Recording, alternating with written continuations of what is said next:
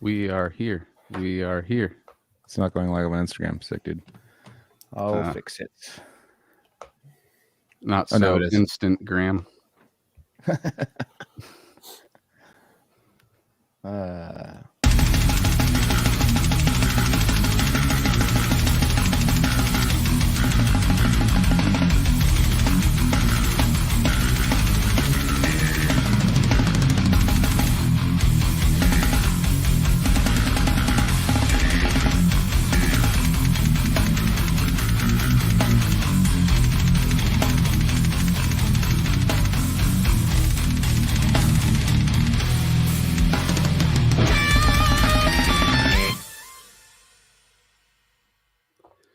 What's going on, everybody? Cali Death Podcast back once again, episode 167.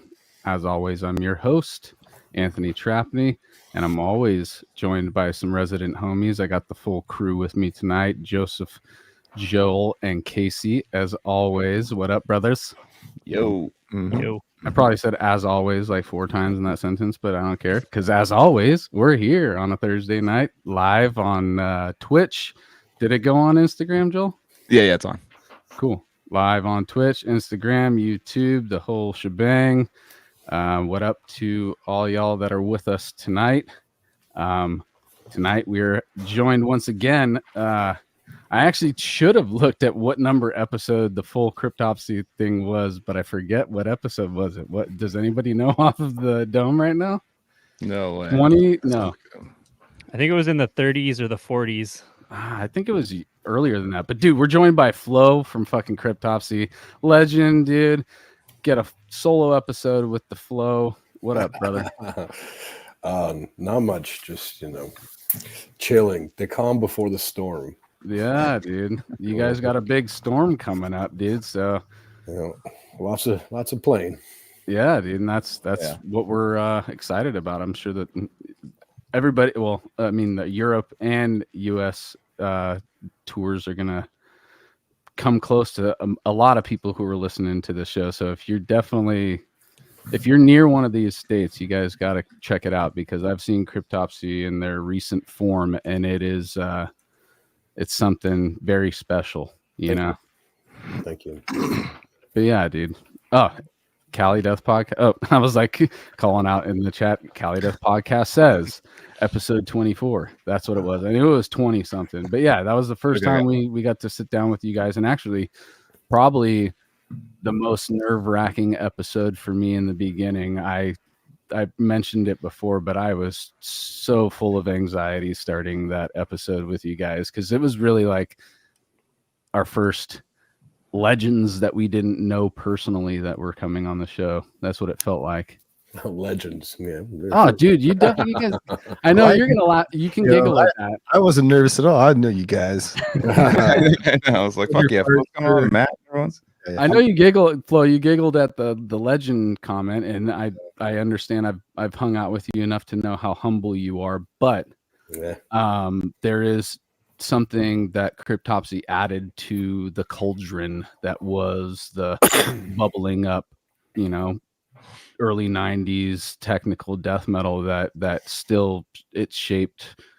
I mean, you could even argue that there are subgenres of metal that are based on your style of drumming. Mm-hmm. So that's fucking legendary to me, bro.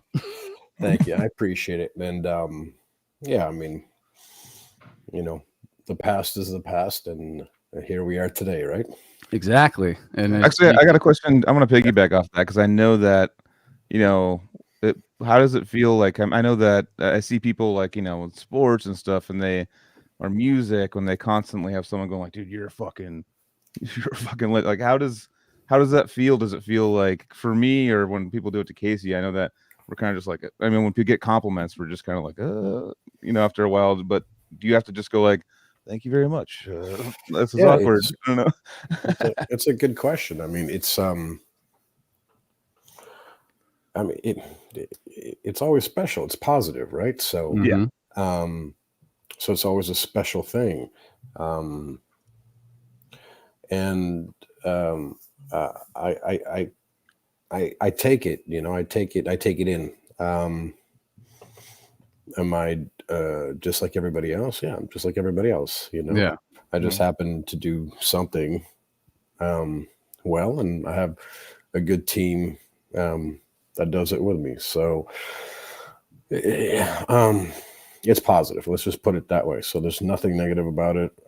It's appreciated, but after we pass that, that initial introduction, you don't have to bow down. You don't have to scream. You don't have to be nervous, or you know what I mean. It's appreciated. It comes from a usually a good place, and we all greatly appreciate it. Totally, dude. And we appreciate, that normalcy that you guys that we look up to give us when we have those face-to-face situations where we might be fanboying out too hard, but you still giving us the time and appreciating the good words that we have to say about all your music. And we're all people, and some of those people might catch you on a bad day and you might not believe what they're saying, and to be able to still kind of give it the energy, like, I'm here for you guys, I'm here to play tonight. You're in your head probably like, oh, I'm not saying you personally, but me, I'm just looking back. There's been times where fans, give me praise or but that day I'm like, I don't know what this guy's talking about. I feel like I'm a piece of shit right now. Well, that's it. It's because people like us are our own worst critics. Yeah. And so if we don't feel good about ourselves, it's hard for us to accept other people feeling good about us. But in the global scheme of things, it takes that approval and it takes that praise in order for the whole thing to work. Right. Because if we didn't have somebody fanboying and then somebody maybe accepting it in a nice way, and some people don't accept it in a nice way, and some people aren't humble, but that's the way the game works, and that's what music is and life is, and we all have our part in this piece of rock, and I think that it's got to be appreciated on both sides. So if you appreciate what I do, I appreciate what you tell me about it. Even the negative stuff, I'll take it into consideration. Absolutely, because you don't learn unless you make mistakes, and constructive criticism is often better than praise. Oh, most definitely. And I was thinking about your global comment real quick, because on a global scale, yes, the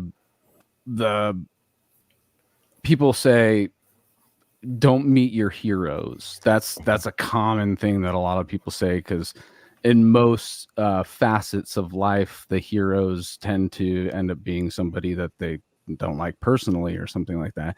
And I'm actually feel that I feel that we are fortunate to be a part of this little bubble where that actually doesn't really apply as much in other aspects of life. It is kind of okay to meet your heroes in death metal, and actually most of them are badass real people just like you and I, and I think that the bubble that we're in is what makes us humble in general, because it starts off as we're in it for the art and the love of the art and the love of the community first. So there's just pure honesty going into it.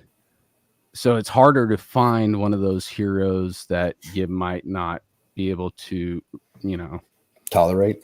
Yeah, exactly.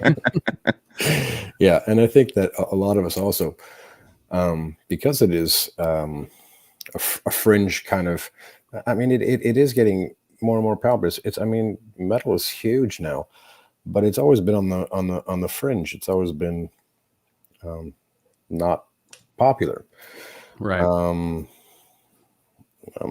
But so we all have kind of the same problems.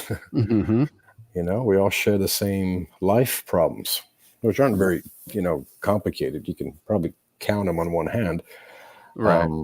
But we have those. So I mean, that probably ties us in, closer than maybe other people. Totally, dude. I mean, I've definitely mentioned many times on the show that I think that there's certain social hoops we as humans need to jump through in order to get on a certain level with another human. But I think that there's a few of those hurdles or hoops that are eliminated from the beginning of getting to know another person who's into the similar interests like metal or obscure film. Or once you find that, we've both dug deep underneath the surface and got to this similar area, and we know what it was like to dig and get to that area. So the fact that you did it too, I already respect the fuck out of you. Let's talk some metal. Let's go get a beer. Absolutely. Yeah, absolutely. Yeah, it makes a lot of sense. Yeah. Well, cool, dude. Before we already got deep on it real quick, but we didn't even plug anything yet. Let's plug some shit real quick. Battle Forge Coffee comes at the top of every plug section of this show. Sorry, I just clicked everything. For the I was on a listeners, completely different screen, dude. all of the plugs jumped up at once at me, dude, and I didn't know what the fuck I was supposed to be saying. Yeah, that's our homies in Deeds of Flesh. They've had that coffee company going for a while, and I think we might have said some fun stuff's going to be happening pretty soon with those guys. So, but go over to battleforgecoffee.com and support the homies. GeneratorRehearsalStudios.com is where you're going to go if you're in the SoCal area, Oceanside, right? Oceanside specific. Go there, play your music, make an album, come on our show later. Yes. And then CaliDeathPodcast.BigCartel.com is where you're going to buy a t-shirt from us and be a walking billboard to get other people to be like, what the fuck is that podcast? And then they come on and they realize it's about death metal, and then they say, no way. Speaking of which, Anthony and I just completely coincidentally wore the same shirt. Yeah, dude. The little side plug ontogeny, dude. Me and Casey are matching. Didn't plan it at all, but it's because we love the fucking band. Anti-social media. Yes. Shout out Nate. Shout out Tim. Can I plug a couple things? How's audio? We're good? Yeah. No, it's beautiful. Is this showing up? Cool. Yeah. Okay, so appreciate the chance to share my updates every week with the Cali Death audience. So appreciate you guys letting me do this. This week, like most weeks, I got an update. Little weekend warrior tour, whatever we're calling it, weekend war. With Lasta Lucy, my band, we're going out playing San Francisco, Reno, Portland, and Seattle the week of March 21st through 25th. Dates are up on the video, but for audio, it's 21st through 25th. And check the poster, find us online. And the Lucy album, Godform, is dropping in May. Pre-orders are up online. I'm showing the album art here on the video. We dropped a new song called Twin Flame on Valentine's Day. That was unplanned, but a little romantic coincidence. So check out that shit. It's 300 BPM blasting. It's one of my favorite songs on the record. That's all I got for now. And I feel bad. I gotta also say shout out Keith and Kenji from Ontogeny. I only shouted out half the lineup. But sure. All right, what up with you, Flo? You got plenty of tours and fucking merch. I'm sure you got a plug right now. You guys are busy this year. Yeah. So coming up, starting on the 25th of February, we start in Europe with Atheist for a month, pretty much all over Europe. The usual. After that, we just announced, I think it was last week or the week before, that we'll be going through the States and some Canadian dates as well with Death to All. So that's a pretty big one. What's cool about it is most of the cities have 2 dates. So in the same city. So we'll, be playing different sets. Yeah, probably, I saw that. Yeah, probably like an old school set and more of a new school set. And I mean, yeah, it's big. And then there's other stuff coming in a little bit later in the year, which we'll talk about on a different episode, I guess. All right. Hell yeah, dude. And we'll be here for it when it comes around, dude. Yeah, man. Yeah, Well, busy, cool, busy. dude. Very good. So where you want anybody, is there what's the main hub for Cryptopsy merch and information? So I think right now the best place would be our Cryptopsy official Facebook page. I'm horrible with links, but I can maybe hook you guys up. Actually, I'll try to find it for you and just send it probably through Messenger. Yeah, if you send it to Joel or one of these guys, he can throw it up for you. Sure. You can send it to our chat. You guys used to have I remember back in the day, I'm thinking back in high school, 2002, 2003, you had and then you'll beg website, and it was all moving and stuff. And that was actually one of the cooler death metal websites when I was a kid. I was like, damn, hell yeah. It's been a while since that was up, but yeah, we've had different sites. I think right now, we'll probably put another one up, but we were just doing the social media things, Smarter. Yeah, I wonder, is the website really a thing anymore? Is the .com really something that you need? I mean, it's a very good question. I mean, I guess it depends for what purpose and et cetera, but we seem to be doing okay without it. So yeah, because I remember when we first started our band websites and all that shit back in the early 2000s, it was super sick to have the page counter. So you just, as the member, you would go scroll to the bottom. Okay, dude, 7 people came on today, and I'm number 8. That's like 4 was me. And then the guest book. Remember the guest book? Everybody leaving comments in the guest book. That's early 2000s. Yeah. Yep. Dude, seeing Dive Highly on random band members. You're just like, what the fuck's happening right now, dude? This is the coolest thing ever for Alex Webster signing a guest book. You're like, dude, we fucking are millionaires now. And then anybody outside of the United States was a big plus too. It didn't even matter who you were. It was just hearing from somebody from another country. You're like, oh, dude, it made it. It's funny. Far. That is funny how we've kind of adapted through. That was the beginning. It was like MySpace, but we're like, I don't know. You still got to have a website, though. Yeah. And then slowly, Instagram and Facebook's there's no need to pay for that anymore because everyone just goes, just types your name and oh, this is what I'm feeling right now. Go boom right to your site. It's more of an art piece, Yeah.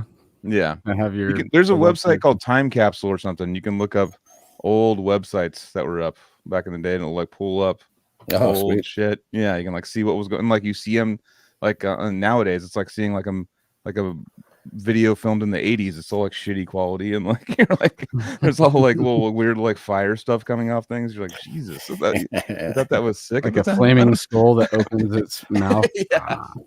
Flaming skull. I sent you the link just to let you know, Casey. Oh, sweet. Oh yeah, awesome. Well, sweet, dude.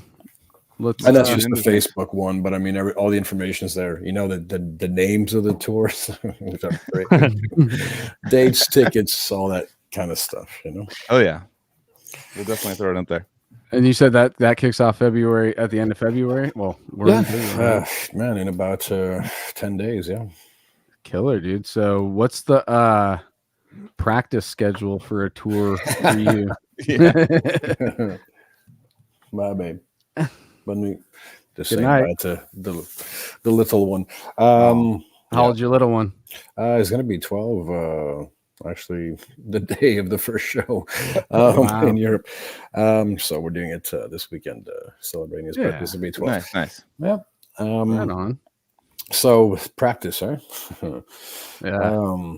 I guess it seems like we're gonna have about 3 before we go. So yeah. yeah. And when's the first? Have you guys already had one? No, No? no. It's right now. It's just listening to stuff. And I think it probably actually maybe tomorrow I have to check with Chris. But it's Chris's birthday today, Chris Donaldson. Yeah, I saw that. Right. Happy birthday, Chris. So I'm not gonna bother him tonight with any messaging, but supposedly tomorrow, Chris and I, and then a couple others next week. But after this tour, we plan on doing quite a lot because we are going to be writing and hopefully entering the studio in August. Nice. Awesome. For a second full length, probably.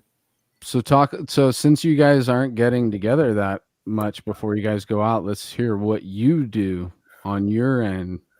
What's your regimen or your schedule to try and get ready for a tour if you're not going to be able you're not a click track guy, are you? You're not. Are you a click track guy? Yeah, we've been doing. Okay, because it's like if you're going to be only practicing for 3 days or 3 times, I feel like a click is like the only way to do something like that, Yeah. I mean, it's we just not recently, but when it was the last one ended in beginning of December. We did Asia for a few weeks, November to December, and then the one in September in the States.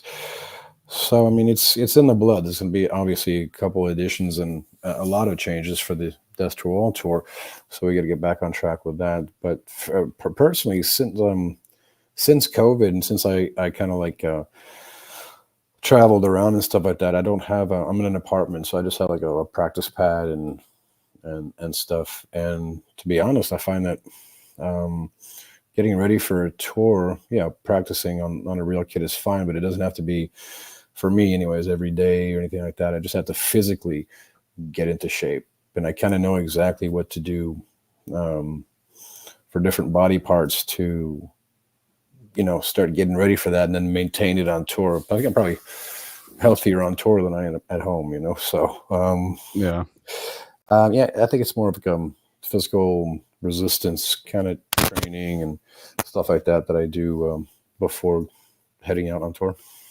So do you have your sorry, go ahead, Joel. I was gonna say like what kind of like exercises, because now you have the ability to just play the songs and stuff like that, but it's all about endurance and doing 20-30 shows. So is it the resistance training, stuff like that? Are you doing like drummers yoga and stuff, or are you getting like no? There's some like stretching involved, but that's mainly for the legs. It's a lot of resistance. I mean, it's kind of a focused, complete body kind of thing workout, but specifically really important that for me and the people I teach anyways, the triceps are the long head of the triceps, or the longer head of the tricep is worked out. The traps are worked out. It's a combination, shoulders too, because of the movement and the motion. So do you find that it's more upper body that you're paying attention to? For my hands, yes, and then for the legs, it's different. I change things around for the legs, where it's more glute and quad orientated. Because I found that throughout the years, that's where the initial hit comes from, and then it goes down to your foot.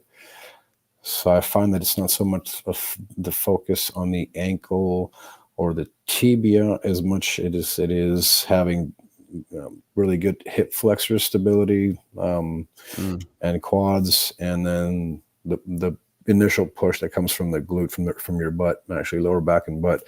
So yeah, it's just Isn't that wild to think that you guys have to think about all that, and then I just gotta grab a microphone and be like, hope my fucking throat lasts long enough, Yeah, I mean, it's different approaches, but yeah, there's a lot to think about, and I'm quite busy on tour, especially like warming up and stuff and trying new stuff out. I try to keep myself busy, but it's just important for me because I just want to be like as relaxed as possible so that I can focus on the sound of the drums, right, and my touch, rather than this feels fast or this feels slow, or So well, I mean, it shows too, because I mean, to have a career like you've had, drumming the way that you do, longevity is definitely in the, on the list of important things. Obviously, if you want to keep this career going, you got to find out the ways that you can stay as comfortable as you can for the, longest stretch you possibly can too. Yeah, and I mean everything, what I do for myself helps, but it's also that I have, OCD issues. So, yeah, that definitely don't we all?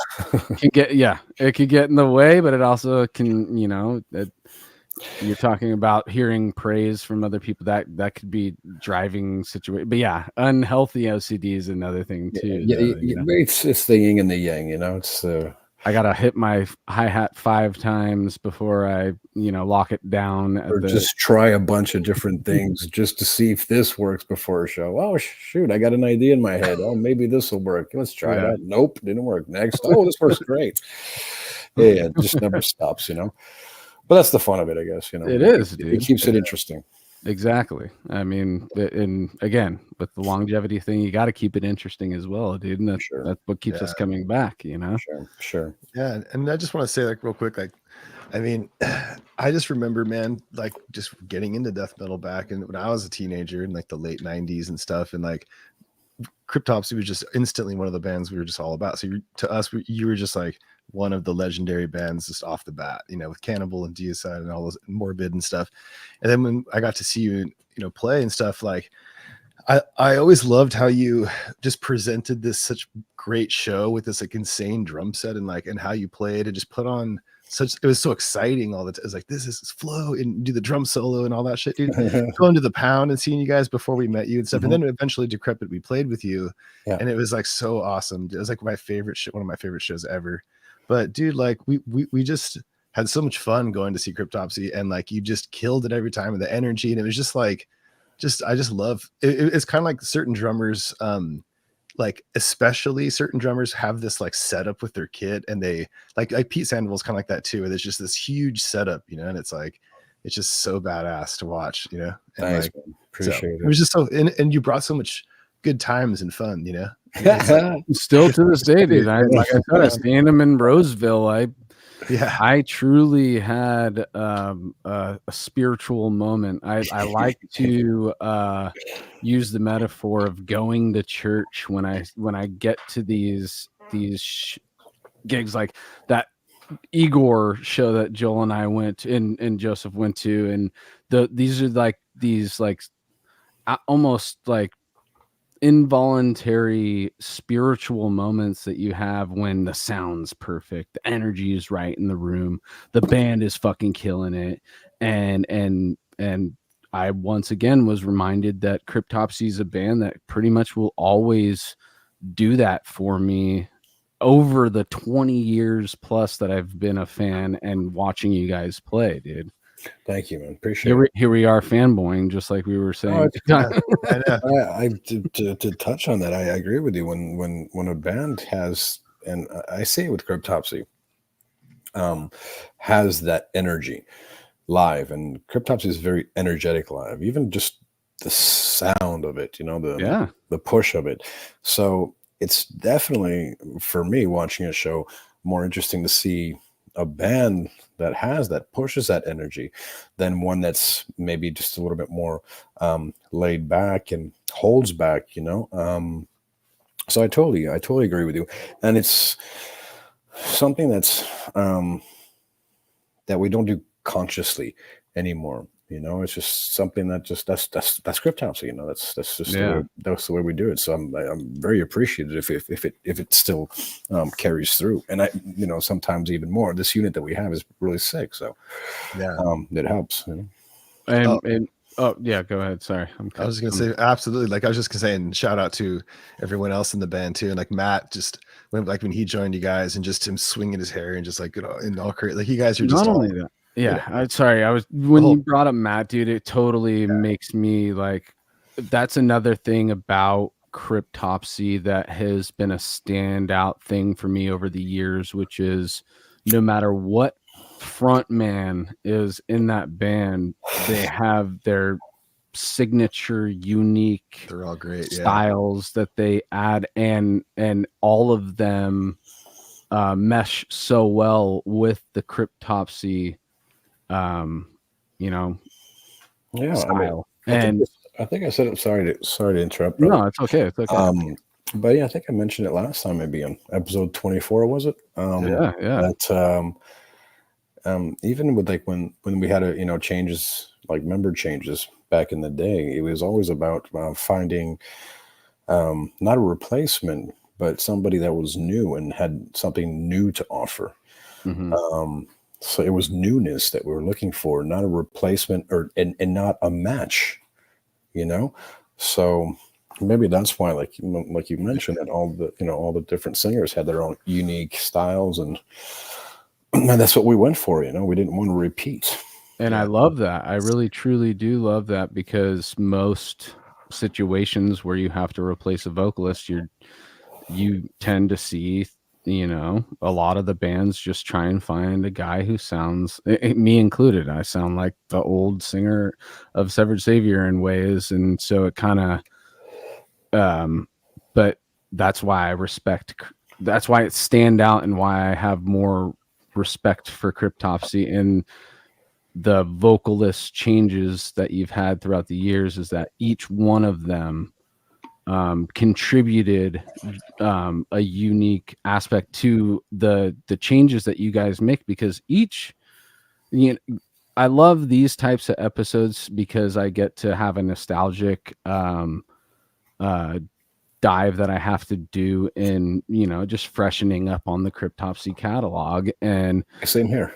And I like to go from the beginning to the end, and that is one aspect of Cryptopsy that has never failed, which is every album's gonna show the progression, the maturity, the growth that you guys have had from the previous album up until the one that's released.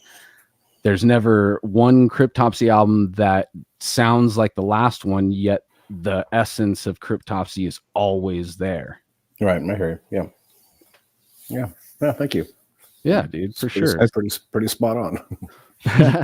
So for the fans that are tuning in now that may not have gone back and watched episode 24, let's get a little quick abridged version of your upbringing and stuff for those guys. Oh my, and gals. I gotta ask you the one question, even though I already asked you before. I gotta ask you the one question to start it off, dude. What was it at home at an early age, whether it be your parents or a sibling or somebody listening or doing something creative that caused a spark in that brain? I think it was just well, my father was very musical. Wasn't professional at that. I mean, he's an engineer. But he was very musical, and we always had that, they always try to give us the choice of, you want to try this, you want to try that. And I don't know, I've always had an attraction to the way a drum looks, the hardware, the shells, and all that stuff. And I caught on very, very, very early. And it never really changed. Still to this day, I see a nice drum kit. It is a work of art. It's super cool. I see a guitar, I couldn't care less. So, and I guess that's why I never picked up any other instruments. No, I mean, I respect every instrument, everything, every trade. I mean, you're good at something, you're good at something. That's a blessing. Definitely. So yeah, I think it was just that. So really, really, really quickly, I was born in France. Lived there till I was 7 about. Then my folks moved to Chicago. Lived there for another 6-7 years, and then we moved. I'm sorry, I know you're saying real quickly, but what brought them to Chicago? Oh, just the job thing. It's just okay. Yeah, electric motors. It's really passionate. It's a very interesting field. Yeah. I mean, it is if you look at what is run by electric motors, but there's nothing more boring than going to the office with my dad as a kid. I can tell you that. Yeah. Look at the warehouse of all these electric motors in crates and small ones, big ones. Oh, so I guess I like the crates more because they were made out of wood than the actual motors inside. So yeah, we moved there for a job, and then he got another offer. Either I think it was to go back to France or to go to Montreal. So we decided to come freeze for 8 months out of the year instead of going back to France, which in turn made me who I am. So you said you spent from 7 to what 13 in Chicago? Yeah, about that, yeah. That's a pretty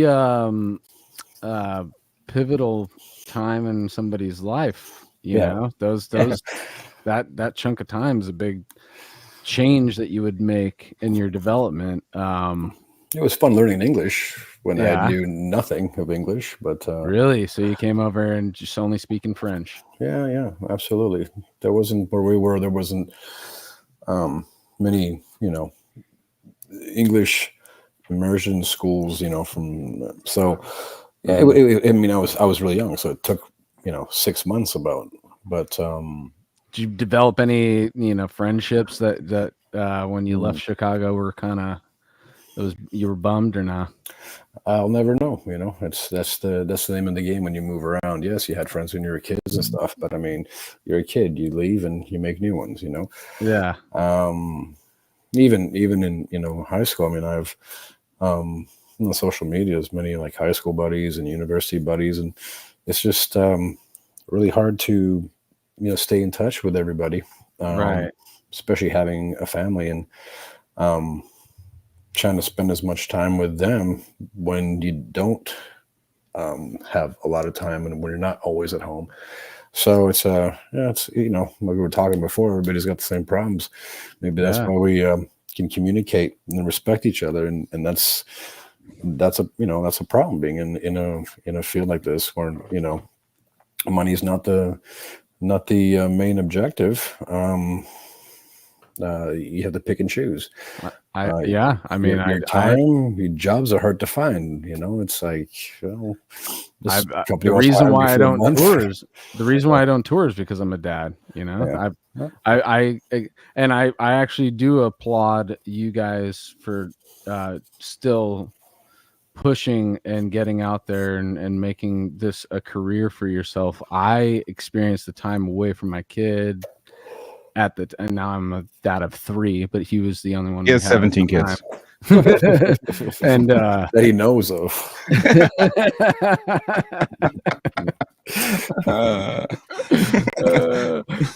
But that just so a month away from your kid, it's kind of fucking crazy, right? Yeah. And obviously your wife too. You gotta love the wife. It's gotta be. I mean, it's also on the family and our wives and girlfriends and stuff like that to be really strong too, and let go for a certain period of time. And it's it's a month here, it's a month there. At the end of the year, it's like 5. I'll try to make it 5. More than 5, I think, would be a little bit much. And that's why I'm really concentrating on Cryptopsy right now and not nothing else. But so yeah. And the silver lining is nowadays it's a lot easier to FaceTime and all that shit when but even back when we toured in 2006 it was text messages and phone calls back then, but now it's actual FaceTime, so you can be somewhat virtually in real time with your sure. Yeah, absolutely. I mean, I remember the collect call from payphones, so. Yep. 1-800-CALL ATT. There you go.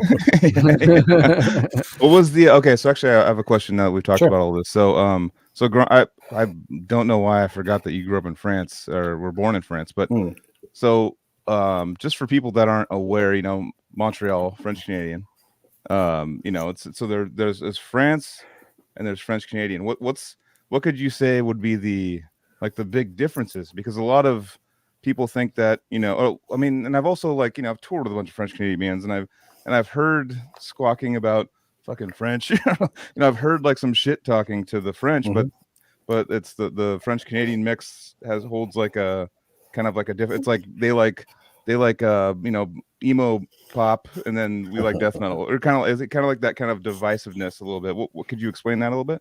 Sure, I can explain it, and you'll understand it very, very easily when I say, look at the British and look at the Americans. Okay. Yeah. It's the same thing. We crap on each other for the same reason. One has a bastardized language, and the other one doesn't. And it's just accents and different, different words for different swear words. Different. It's the same thing. I mean, English to American is like French from France to Quebecois French. Do you think it's mainly language based though? No, there's a lot of differences, a lot of religion differences. Just like the British and the Americans. I mean, it's at one point, you start to colonize and then develop your own ideals, and you look back at the crown on the other side of the pond, you're like, oh, we hate them, that's why we're here. It's like kind of yeah. I mean, it's a human thing to do. Like, you develop your own kind of roots, and then you make it your own. I'm not a historian. So, again, guys, I'll keep it really simple. I know how to play drums. That's it. I mean, just I was getting your perspective for someone that's lived in both. But I just try to give you a comparison to. I think it's what it would be, and it's it's not identical, obviously. Those are the roots of the issues, the main issues of why there would be any divisiveness between two French influenced areas. Yeah. Okay. I mean, there's divisiveness between the same people that are like in the same block that I am. It's like yeah. I mean, people like the Smiths are mad at the Frankels. It's like people just don't like those small things. People need that drama in their lives. Without drama, they think life is boring when it actually it'd be great. But that's what we're taught. That is a very good point. You see that a lot of the most viewed TV shows are just drama. Katie hates Vanessa, and everyone's like, tunes in.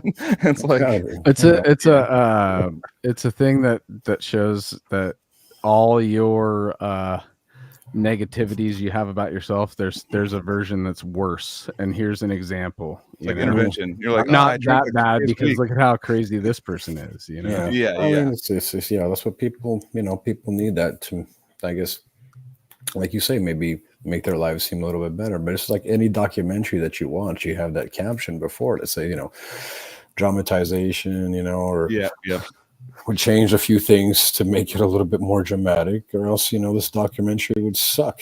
And a lot of the time what makes something more dramatic is the music. So so we should be proud of that, right? Because 100%. Without the music it'd be really dull.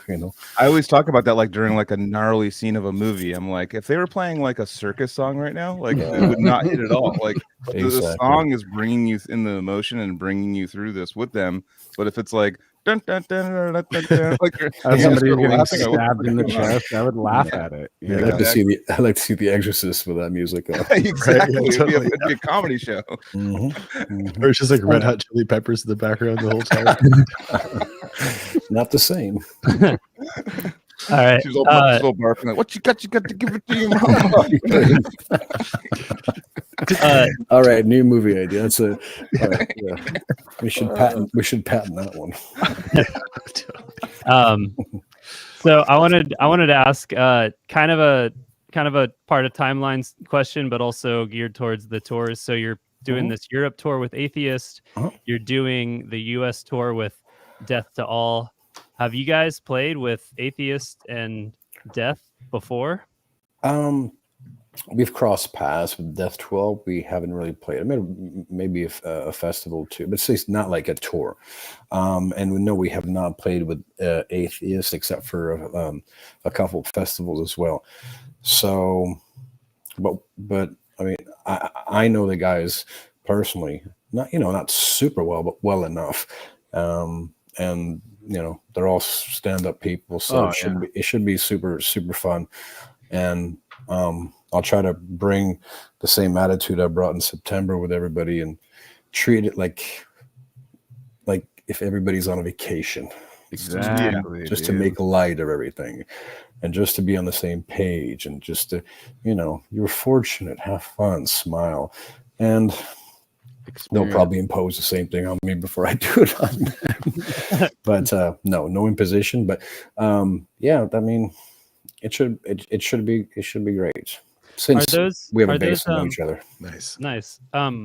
Do you remember when you first heard Death and first heard the band's Death and Atheist?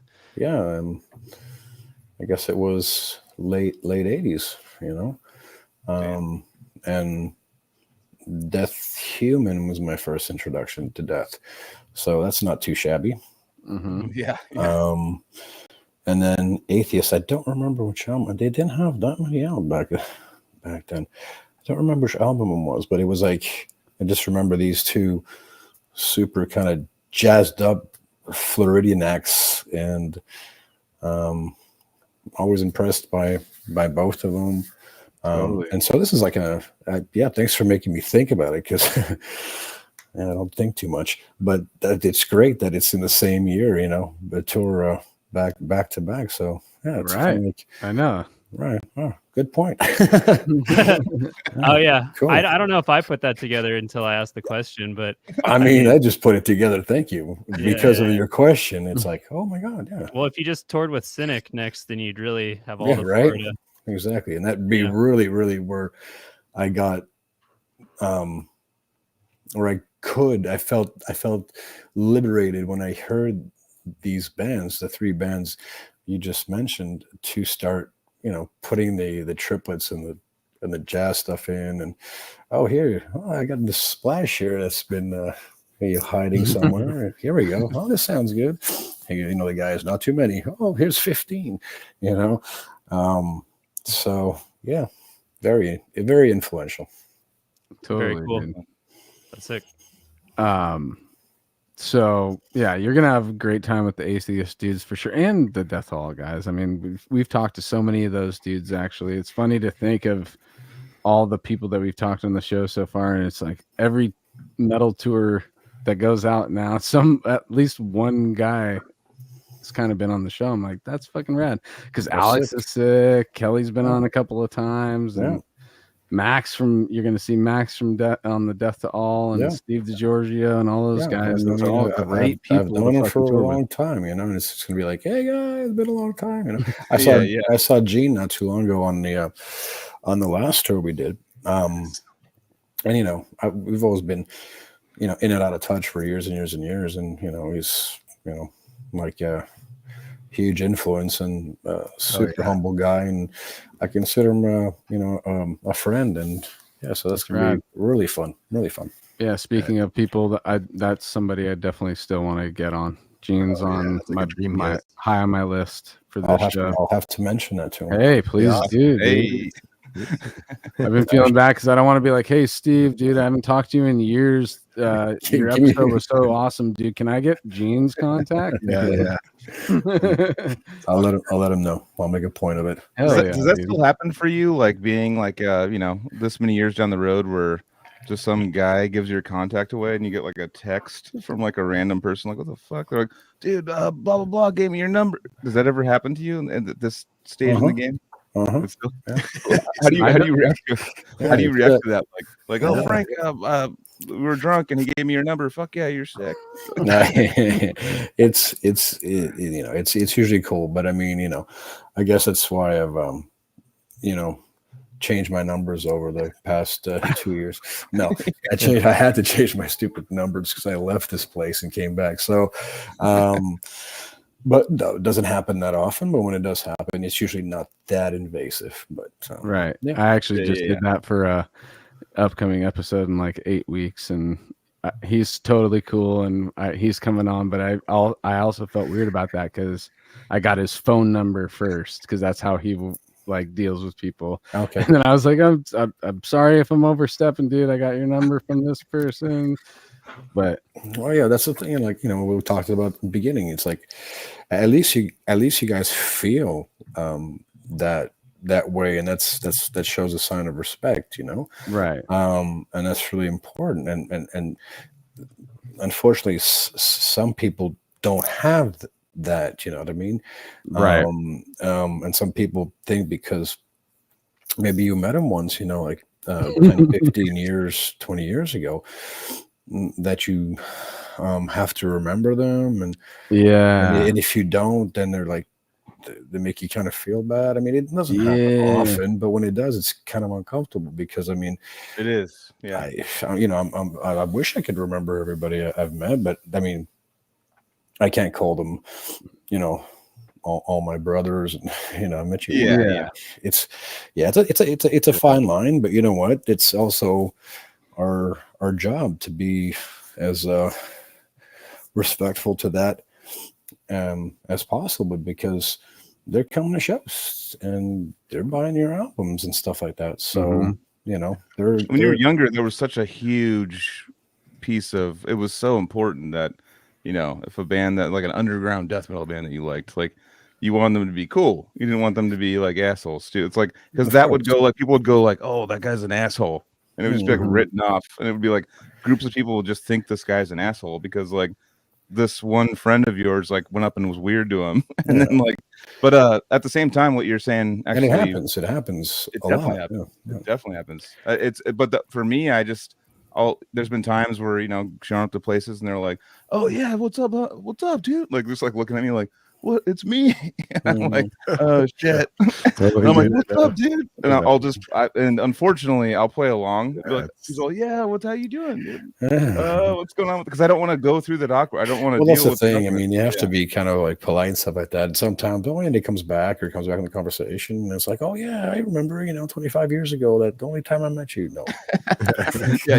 No. And they're like, well, I didn't have my glasses back then. That's they're telling their friends stuff, you know, that you're their bro, and like, you know, and then if you were to be like, I don't know who you are, dude, for everyone, then like they'll just be like, oh, just be like destroyed. So I know that's kind of egotistical though for that fan to be like that. Well, like, just remember me, dude. Why didn't you remember me? Though you don't want to be like, oh, what's no, I don't remember at all. I fucking bought you a beer, dude. I bought a t-shirt right in front of you, dude. You don't remember me, dude? It was a fucking size medium, full color, fucking. We went to the bar afterwards, dude, and like got blacked out. You don't remember me, dude? Right. Exactly. But oftentimes that could happen too when the fan sees you 20 years later and they've been at the bar for a while. You know what I mean? Yeah, totally. Yeah. So it's like, and you know, it's like I said at the beginning, everybody's got a place in this game. So they're very important, just like they think you're very important. So, you know. Definitely. So I'm gonna take a left turn. I'm going to take a left turn because there's something in the chat that's interesting me, because I didn't even know about this. You participated in a study about the physiology of death metal drumming. Is that true? Or is this guy just trolling us? Yeah. It was, my God, it was the kind of heart rate and energy expenditure. And yeah. Oh my God, it's just my memory. I'm trying to remember the doctor's name who did this. It's on the tip of my tongue. Oh my God, it's on my on my feed somewhere on Facebook. But yeah, it was really interesting because I've always thought like, oh, how many calories would I burn, you know, during a show, and you know, how's my heart? Is it still, you know, in my chest kind of thing?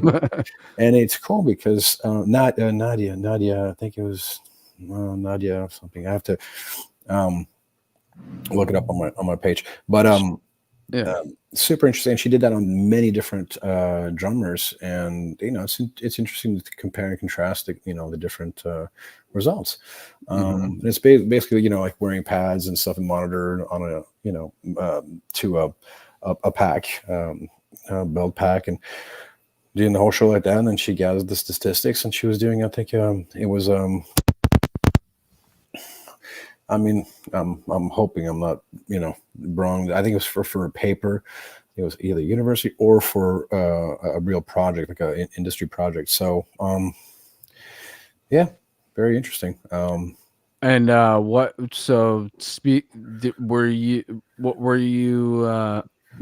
the results like? So basically, what they're looking at heart rate. You said my phone, and I'm scrolling down. I don't remember the exact results. Like I said, it's on my feed, on my Facebook feed. Okay.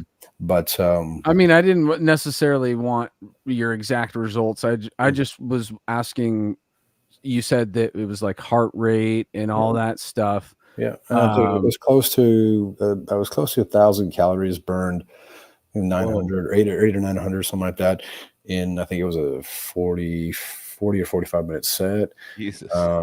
And yeah, the heart rate was high, but that's crazy, dude. I had no idea you guys were burning that many calories. Yeah, how is it? I mean, dude? a lot of drummers are, but how aren't most drummers? I've seen drummers that are bigger dudes. Like, how is not every drummer looking like a fucking long distance runner if they're burning? I feel like that a many pussy calories? for doing the elliptical, dude. I only burn like 150, 200 calories in like a That's half what they tell hour. you you're burning on the thing. I They're know. like, oh, dude, you're burning 700. You're like, yeah, right, dude. And this is the reason, and this is my interpretation of it, is because when you're doing something that's steady, it's cardio. It's like a steady cardio. But what we do as drummers, and when you put energy into it, it depends, you know, how like you reserve. I mean, I try to put a lot of energy into it, so I'm putting a lot of muscle into the hit as well. You can all kind of like just step back, and there are nights where maybe I don't feel so good. I'll just step back and I'll use more wrists or, you know, fingers, and I'll just kind of chill out more. So it kind of depends what you put into it.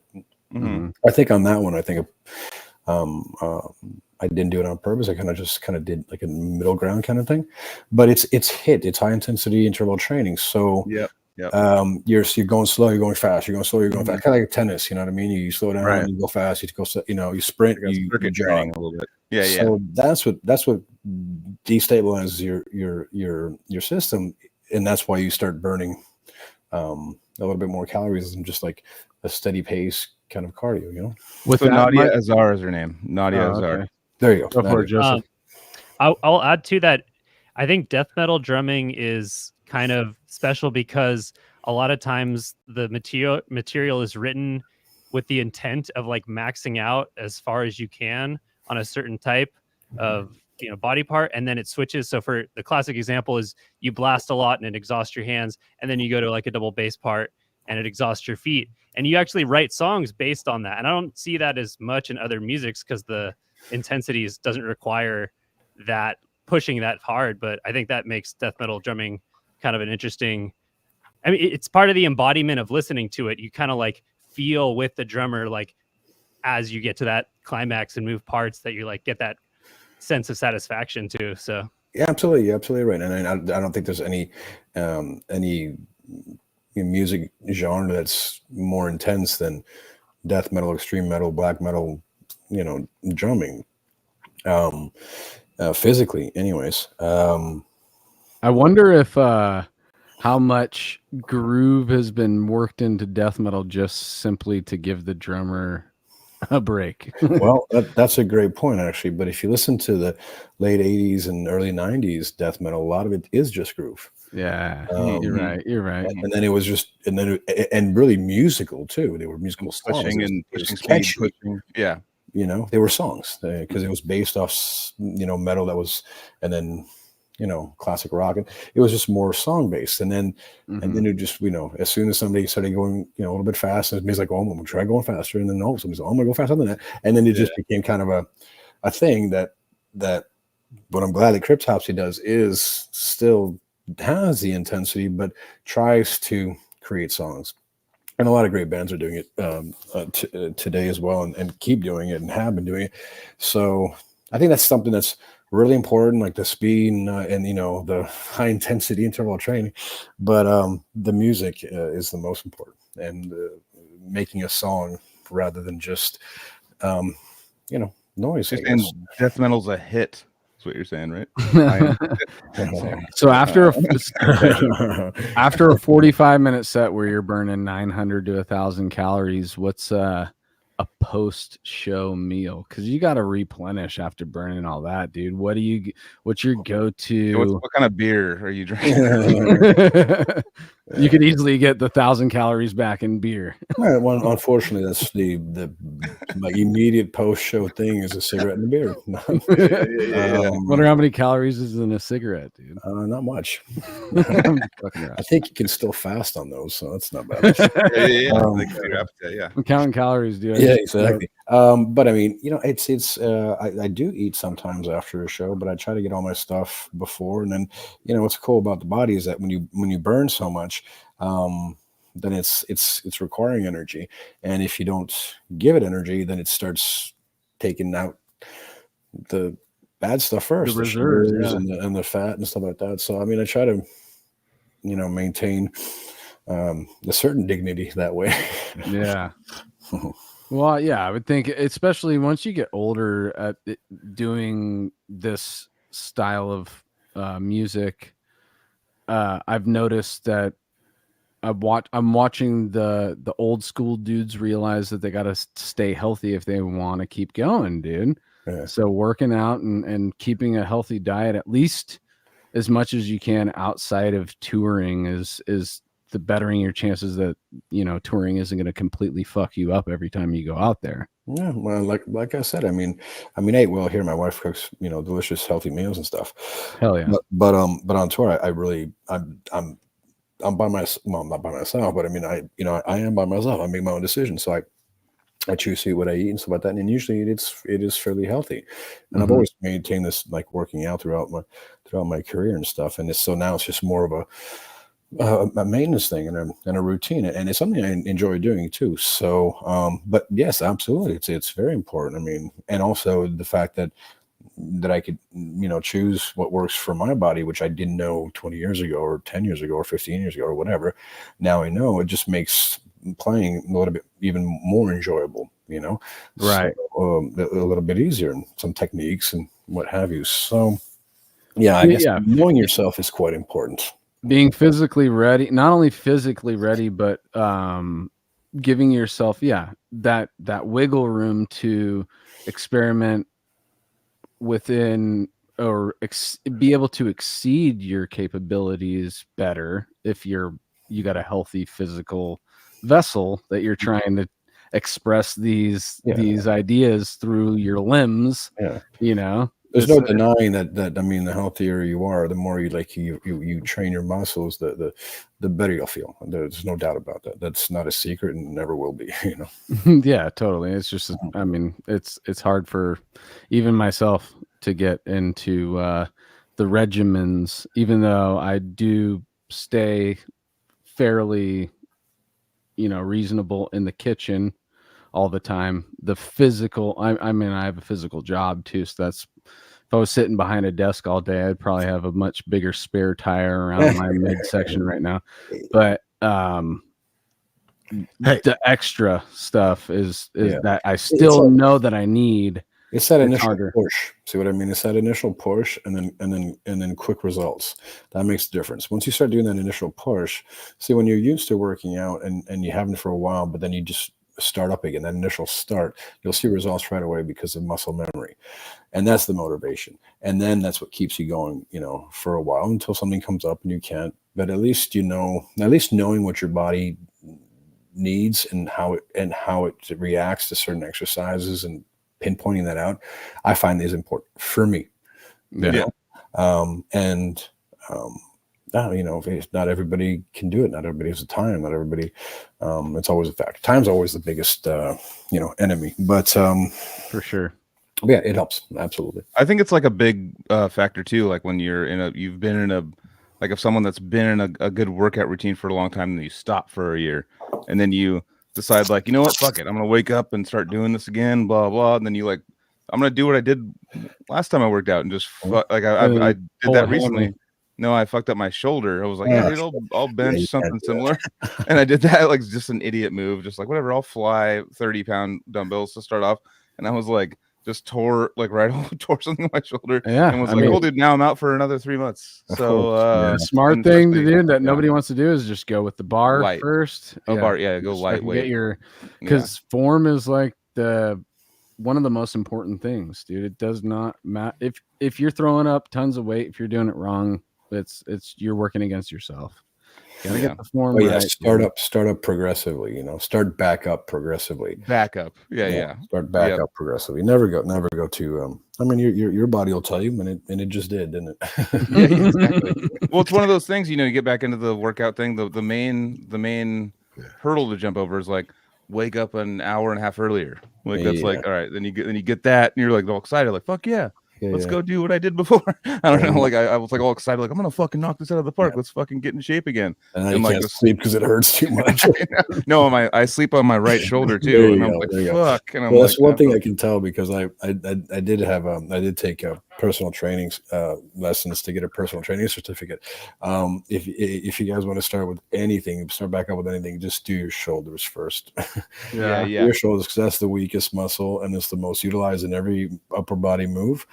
And once your shoulders are nicely warmed up and developed, then bench press becomes a lot easier. If you're just not doing shoulders and you're going with a bench right away, you're bound to hurt yourself. Yeah, dude. So what's good to do on your shoulders? What's good? I mean, if you really just want to warm up your shoulders, just doing arm circles like this, is super good, and daily if you can. But I mean, the usual like military press. The shoulder has like three heads, the front, the middle, and the back. And a lot of people neglect that little one in the back, and that's kind of like lifting like the lateral raise, but when you're hunched over, so you're kind of squishing your shoulder blades, and that kind of just creates more of the fullness of the shoulder instead of just having the front and the middle kind of thing. I mean, there's tons of things you can do, but if you want to just start off really slowly, just do either dumbbell like military press or barbell military press, and you're good. And you go easy, if you haven't worked out in a while, do 2 sets, not 3, not 4, The next day if you're not sore, do it again. But if you are sore, wait till you're not sore. I mean, it's all these rules that are super simple to follow because they always repeat each other. It's like math, you can't really go wrong with math, It wouldn't be rules if I would have stuck with it the first time. Yeah. That was my 9th time getting back into it, dude. Gym membership, let's fucking do it again. But as your body gets older too, though, that's why I'm 40 in a couple months. Like it's just not, it doesn't resolve or doesn't repair or doesn't repair, but it also doesn't take as much. Exactly. To get to where you want to go. Exactly. But yeah, be careful. But it's super important to do if you have the time and if you get through that first hurdle, which is actually doing it. Yep. Well, go ahead, Joseph. I wondered, Flo, have you run into issues physically with playing, getting injuries from drumming, or having to play around injuries during your career? Okay. I was told knocking on wood is actually really not good. It creates the opposite effect. So I'll just knock on this. No drumming injuries. No. No tendonitis. No, carpal tunnel. Nothing like that. I've broken my knee once that I had to play around for a tour, and in working out, I did kind of tweak my rotator cuffs on both sides. That's where I started learning from that, but that repairs itself. And if you're good about it and work on your shoulders, well, other than that, no, I'm very fortunate for that, but I also do everything that I know that works for me in order not to have that happen, Do you think that extreme metal drumming is like a risk for if you have bad technique? Do you think that risks getting injured if you play a lot with bad technique? Absolutely. It's the biggest risk, Yeah. I mean, it's just the speeds and the different, and I mean, when it's slower, it's metal, you hit harder, it's definitely dangerous. So people do really need to be careful and pace themselves. And I'd hate to say not overdo it because as a kid, I didn't have the best techniques, and that's what I did. But I was a kid. I didn't. Don't overdo it. And he's the drummer of Cryptopsy. I was gonna say you inspired so many people to push faster than they should, listening to trying to play this stuff. So. Overdo it. Yeah. So no, in the best way. You but I mean, I was over and above. I was younger, and I did develop techniques really early on in order to maintain it. Mm-hmm. Yeah. Well, I appreciate the message, though. I mean, it's something I'm working with, but it's been really exciting getting to the point where you can really hold the speeds to be able to play that material, and it's just so fun. Oh yeah, it's still my favorite thing to do. It's that zone feeling, right? That's fun. You get into that zone and where everything feels like it's on butter or on water or something. It's nice. I know what you're talking about. So, Flo, how old are you now? Yeah. I'll be turning 50 at the very last show of the Death to All tour. Yes. So we're about a decade apart, and I just was gonna piggyback what you guys are saying, which is like for the upcoming young drummers that have all the adrenaline and all the energy and get to these levels of death metal drumming, you really got to focus on your physical the physical aspect of your existence, because longevity. I think that I'm already starting to feel that the word of the day for Cali Death podcast is longevity, dude. And to get to be like Flo's age, where you're exceeding the boundaries that you had set for yourself throughout your career, and in order to do that in a smart way, you gotta fucking take care of your vessel, dude. You gotta take care of your body. Speaking of which, but we all have the vices, dude. We all have the vices. We were just talking about nicotine. Nicotine's a bitch, dude. But yeah, you're totally right though. You have to kind of, I mean, maintain yourself, and you know, and if you don't, and you pull it off, then congrats. I personally, you know, don't only do it for my drumming either. I kind of, you know, like this just the way that I am and that I fit into clothes. If you know, if I'm working out as in comparison to when I'm not. So yeah, it's an ego thing too, but it totally applies to the drums for me. Fitting into clothes is the number one thing. That's like when you put on a shirt that you've had forever, and then all of a sudden you're like, oh, and you look at it, I can see my nipples, dude. Yeah, like it. You're like, oh, I gotta go move up a size now. I don't want to do that. You know what I mean? That's crazy to do what you're doing. Because I remember you're pushing 50, right? Because I'm pushing 40. You're pushing. I remember we were about 10 years apart. He's turning 50 this tour. Yeah. Okay. I was pissing. But so I mean, for you to keep that up, like I'm like recording ODS one, I'm going like, and you're like 10 years ahead of me. Like it's really important if you're gonna do this lifestyle. I mean, you do when we toured and stuff. Like I mean, back in the day, it was kind of overindulgence and just like we're in the moment, let's party. Well, constantly and. Does that there's probably still nights on tour where that still happens, correct? But it's not like nights, days, keep that up, right? I mean, no, it's I mean, if you can, you're a legend. But I mean, I'm just kidding. You're already a legend. We partied pretty hard in Roseville. Yeah, I mean, that's one I can't really put my finger on yet. But I will say that, I mean, you know, there's a sudden cutoff time where you know you can't. But I mean, it's, you know, it's 2 + 2. Yeah, the more the more you have, the worse you'll feel the next day. And then if you want to have to conquer that every day, I mean, I've done it before, but I don't feel like having to do that because it's just more of a struggle than making it easier. And you know, life's fun when things are easy. And if you can make your life easy, at least in one element of it, because then great.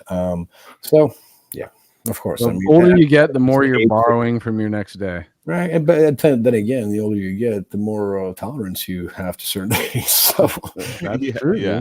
That's totally true. You know, I'm not gonna you know, it's 2 + 2 kind of logical stuff. You know, you just gotta, you know, be cool. Everything in moderation.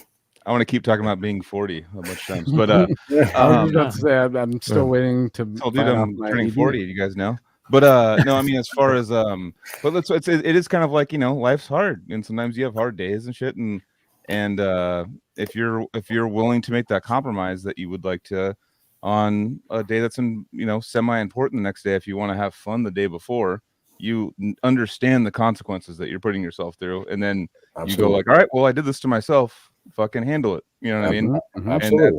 And it's kind of like with you know, it's like an old fuck it. You know, it's kind of like a fuck it. You Like, brew up a cup of that Battleforge coffee and you fucking hit the day, bro. Oh, coffee's That's a huge. plug.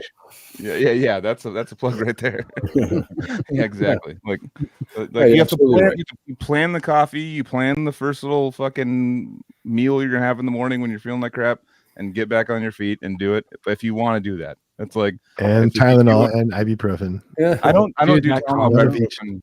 I don't do those because those fuck with your liver after you. no, drink Well, something. if it's a It's just like once in a one. fucking great while, Yeah. dude.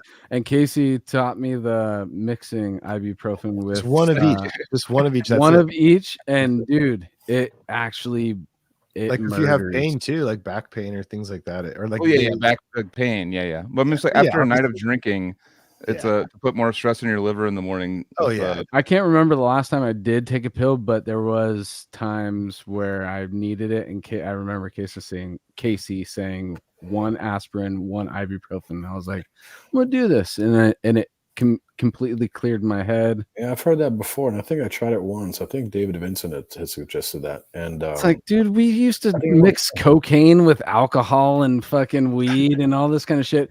What's wrong with mixing a fucking? What's wrong with Tylenol and fucking ibuprofen, dude? What were you saying, Flo? What did? No, Like, I've heard that too, and I think I've tried it once because I think David Vincent had told me about that, just mixing the Tylenol and the Advil kind of thing, ibuprofen and and the Tylenol, and yeah, it seems to work. I haven't tried it since, but on rough days, maybe I might. Yeah. Yeah. I take it like once, like every month or less. No, I haven't gone. I've probably Just have, gone. like, an ache or like I feel like shit or something. I'm at the age now because I'm almost 40. We didn't know that. We have bad days now. No, it's like a back hurts or something. I'm just like, I'm gonna because I couldn't. I think it's more of a memory thing now at this age. Yeah, I know, right? Just like fucking boomers. I'm on a podcast with a bunch of fucking boomers, dude. But no, it's definitely like understanding. Like I never had used like ibuprofen or anything for pain. I used it for hangovers when I was younger. To be honest with you, to make a very embarrassing statement, I wasn't able or didn't want to and wasn't able whatever to swallow a pill until I was 24, 25. Yeah, my kids had problems with that too when they were younger. Yeah. So like until I found like opiates and got addicted to that You for were 6 just months. putting them in your butt. When I used to take like the animal packs of multivitamins where you like 20 multivitamins to take, and they're like huge pills. So I never had any problems with one shot. I've been on a few things, been trying a few things lately, and 1 or 2 shots, whatever. Jesus. Okay. Because they have those like horse pills. Yeah, I joke on that. I'm good at taking pills. I could take a handful of shit. A Corseed and help me with that. I mean, I want to say we all finished. I finished reading Oppenheimer, the book that the movie's based on, and Oppenheimer smoked 4 to 5 packs a day. But back then years. it was very common back then, and but then again there was probably a lot less chemicals than there are today. So he died of throat cancer at the age of 62. So there you go. But I mean, I smoke that much too. I mean, if you think about the how much I hit the vape thing, because you don't have to commit to a cigarette. You could just go like 5 hits randomly. Yeah, and that's a different effect on the lungs. That one, What's like Joel, the thing that you are holding right now? How is that compared to like a pack of cigarettes? It's about 2 packs of cigarettes, and it's got 20 milligrams or something. It's no, it's 5 milligrams. They only make 5 for these ones. These ones, it's only 5. But they have the makes you feel like you're hitting a cigarette and all the things, and then I was like, I'll never smoke. These are way better. I'm never smoke. That's literally. It's not even to like. So what I'm trying to say is I'm way more addicted to these than I was cigarettes. So now it's like now I have that now. There's more options to use that thing. Yeah. When you wanted to smoke a cigarette, you'd have to go outside, do that, or go whatever. to Flo's house. Or go to Flo's living room. But you could also just like be at a party and hit it a couple times in the bathroom and fucking take a leak and you're out and nobody even knew. I do miss the cigarette thing, even though like you can tell it's like not very widely accepted anymore. Like people like streets. There's no one smoking after Well, the you guys bars. you guys are in California, so Yeah. Yeah, we'll shoot you if you have guys one. come to Europe with me, and we'll see the difference. But no, it used to be like people look at people smoking cigarettes and they're just like fucking idiot. Like people like are like mad. I mean, I quit just because like I was smoking so much that I was like, all right, I gotta like change this up because I was over a pack a day. And Maryland Death Fest is what made me quit smoking, dude, and it was because it was a place that we could smoke inside, so I had more opportunities to smoke cigarettes, and I ended up ending each night like 2 to 3 packs smoked. Yeah. Just constantly. When you're drinking, it's fast. Yeah, dude. Yeah. And speaking of Maryland, by the way, I forgot to announce that. Just a quick plug. Because we're playing the MDF, and we're doing an exclusive Blasphemy Made Flesh set. Just wanted to clear that up. Damn, that's awesome. Fuck yeah, that's rad, dude. Sorry. Oh, yeah. Smoke on. But yeah, that really was after that weekend. I felt like somebody was sitting on my chest, dude. Just couldn't breathe, and I was like, and actually being in Baltimore airport in the smoking bubble that is inside the airport, and just looking around at all the like gray skinned old people that were in there smoking with me. I was like, I'm fucking done, dude. Yeah, but I'm still addicted to nicotine, but I haven't smoked a cigarette. But well, I do miss the old times of like actually think, because you're in front of me, Flo, but like on that tour, like on the bus, like smoke break, go outside. That's like when we hung out. Like was like it's like when you make a camaraderie. It's like a little group. It's a social little thing that happens. I've always said it was like a podcast before a podcast. Like everyone just talking, like we'd all just talk about shit and just like fucking hang out and just like let's have this relaxed kind of atmosphere to it. And it would be no different than this conversation right now. We would just be sitting after a show. If Flo gave us his time, and we'd fanboy out over smokes and joints and just ask him questions, you know. You'd have to endure the smoking in your face. I still am down every now and then. I feel like it's a nasty fucking habit. It's a terrible habit. It's one of the hardest things to quit and stuff like that. It costs a lot of money. It's completely stupid. What's a pack of cigarettes in Canada now? That being said, though, I just right now I would need it, or else I'd be like a stress case, you know. So it's for and that's an excuse, obviously, but I mean, one day. Were those like candy cigarettes that you would like actually blow and it would go? Yeah, and our parents were smoking in the late '80s, early '90s. Everybody everyone was smoking. Yeah, it was weird if you didn't back then, you know. Yeah. There's Christmas photos of me opening presents at my grandparents' house, and ants are smoking in the background and shit. And we're just like, fucking blowing at my face. Teenage Mutant Ninja Turtles, dude. Fucking cancer on top. World Nintendo, dude. But how much is a pack of cigarettes going? Because I remember I remember going to Montreal when I was a smoker and being like, I was like $10. What the fuck? And then now they're like 11 here. So it's almost the same thing as California. I mean, it depends too. I was like in LA, like there was like 18 or $20 US. Wow. Here it's like about 15 to 17 Canadian, so about like 12, 13 US. Damn. 12 maybe. Yeah. Crazy. Good. Yeah. So since you mentioned you're doing the Blasphemy Made Flesh set at Maryland, I wanted to ask about playing the old songs again, because somebody actually wanted me to ask you about that. So I'll frame that question. But first, I also saw you're playing Dortmund Death Fest in Germany in August. Is that right, Cryptopsy? Yeah. Yeah, we're doing kind of a mini festival run. There's a little bit of work issues that we have to iron out. Okay. But but you're on the flyer. That's kind of a false advertising where we're not playing Blasphemy, like full Blasphemy Made Flesh. So Blasphemy Made Flesh is only for MDF. Okay.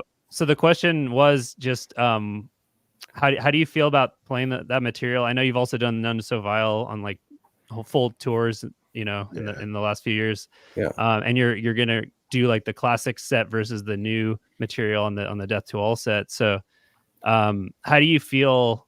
How does it feel like coming back to that material at this point in the new stuff? So we haven't done a lot of Blasphemy in a very long time, so we're gonna have to dive back into it. We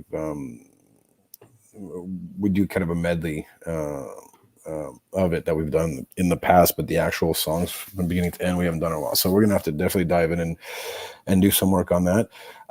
It's kind of like the way I approach None So Vile, where I mean it's pretty much the same kind of thing. I'm not going to change up beats or anything, but fills will be a little bit different. I'll try to jazz things up a little bit, just make things a little bit more interesting in some fills. And so I just try to have fun doing it, because I'm not somebody that likes thinking or going back to the past very much. I'm very much more focused on the present.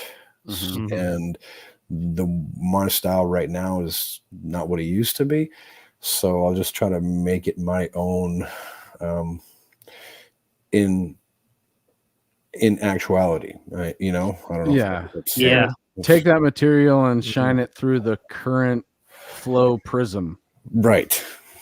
But much better analysis. But for a lot of people, that'll be their first time ever seeing it, because you guys probably have a lot of new fans who are young, like 20s and even maybe teenagers, right? So it'll be I mean, I don't know how people will react, but I mean, it is still Cryptopsy. It's it's just still interesting material. There was a special request for that festival, and because it's what is it 30 no 20 25 something like 5 that, years, right? 30 is it 30? No, it is 30. Yeah, it's the 30th anniversary. Okay, nice. Okay, shortchanging it. Yeah, so shortchanging and trying to make myself. But so it's which, to be honest, dude, that era of the 90s, I mean, a lot of different projects from the early 80s, 90s up until, but I think there's this sweet spot that started to happen like 93 and 4, 5, 6, maybe even a little bit in 7, but 3 to 6, there's some kind of like sweet spot that happened with a lot of records that we look at today as the milestones of the early metal, or even if you look outside of metal, something was happening musically at that time, and now we're getting the 30th anniversary of all that stuff, right. And it's actually really exciting for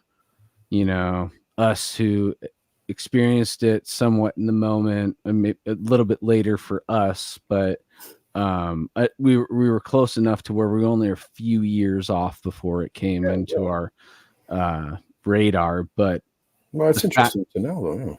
And having like those the 30th anniversary and all these great records, I think it's really cool for the younger generations to be exposed to those things. We're getting remasters, and we're getting bands coming back and going out on tour again. And I think it's like, I think the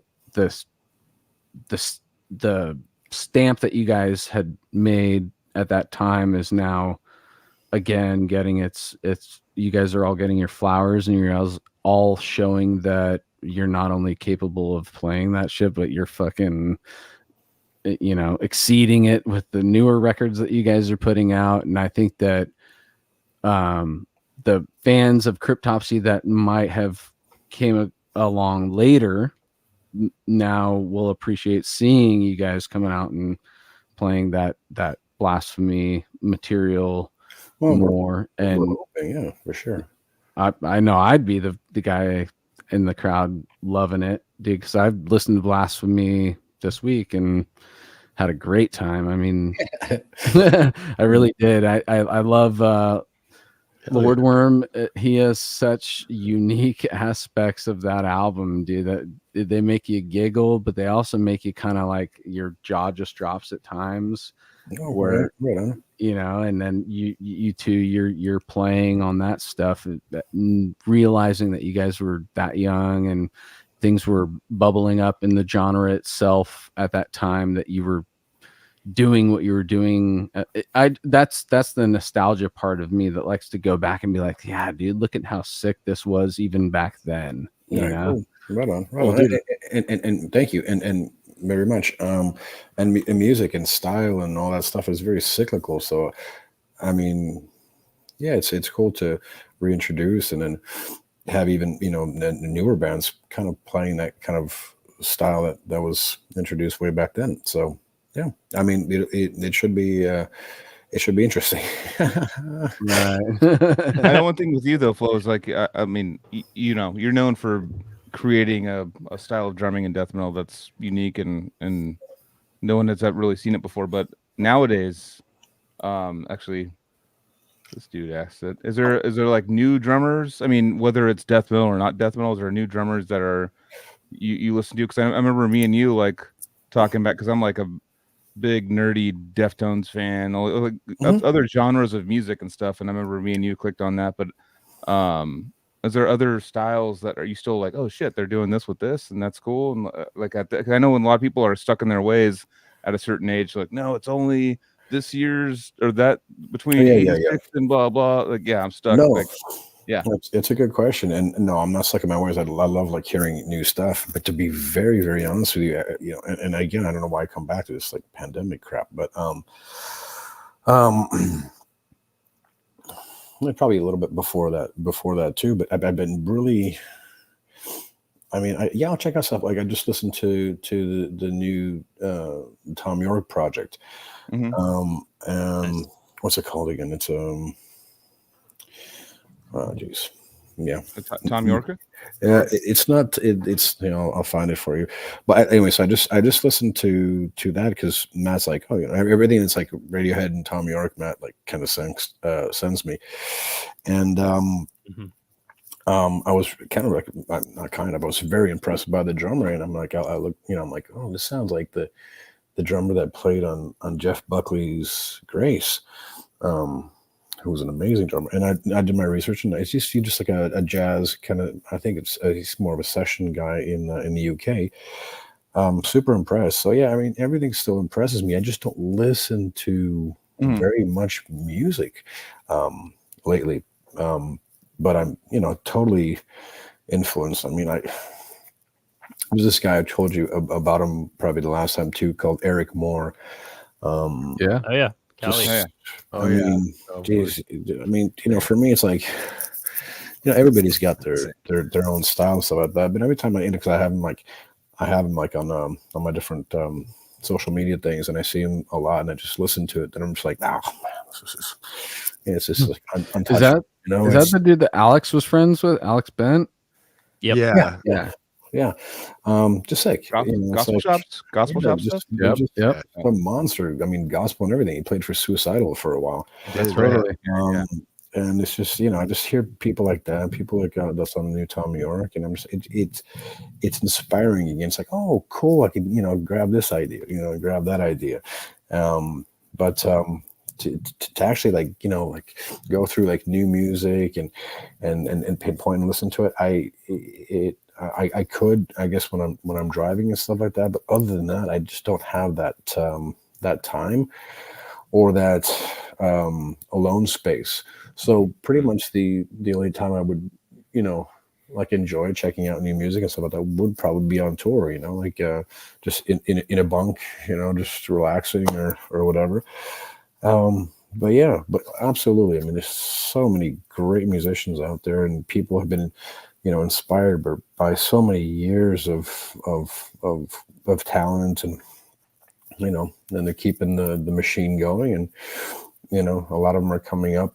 It's hard to reinvent the wheel, but a lot of these people are like Eric Moore are coming up with stuff that's never been heard before. So right, very cool, very impressive. A lot of fun. They're reminding us that we still haven't turned over every rock. Right, exactly. Speaking of that, I would just love to go back a bit and just like hear about like how you got like started like putting your drum set together and growing up and like building it and like getting into extreme drumming and that. Have we covered any of that yet? No, we can get. Let's get that. I'd love to talk about that. Or did you One take piece at a lessons? time, you mean? Yeah, Yeah, exactly. yeah. Literally, like, Yeah. what was the first piece of drum shit you bought and whatever? I don't know. I just want to know. I want to know. You know, going back to how you got into drumming and Yeah. the I whole mean, thing. I tell this story all the time. So I started my folks and I were in France. We crossed this music store and I saw that, I saw a drum set. I'm like, oh, that looks cool, and they're like, oh, let's go in and check it out. And then they end up talking to the the drum department dude over there and whatever. And then we set up a lesson and I do this lesson and it was like the worst. I mean, I was 6. Okay, but I mean, the teacher had the whole drum set covered except for the snare, and he just told me to hit, 1, 2, 3, 4, 1 for like, I don't know if it was a half an hour or an hour, but it seemed very long. And that's it, like didn't uncover anything, didn't say like, sit down, go around a little bit, then we'll get to the lesson. No, it was very dry, and it totally turned me off. So I didn't go back. And then when we were in Chicago, my father, and I just pursued the drum thing. I was like, oh, cool, drums. And when we were in Chicago, my father like bought this used Slingerland kit, kind of like polished it up, spray painted it, cleaned up all the hoops and stuff. And at first it was, I guess like a 4-piece or a 5-piece. A couple cymbals and then I really liked it and I've just started adding more pieces because it was from this dude that had a bunch of stuff. And at one point when we came to Montreal, I bought my first Pearl kit, Nice. Pearl export, double bass, Okay.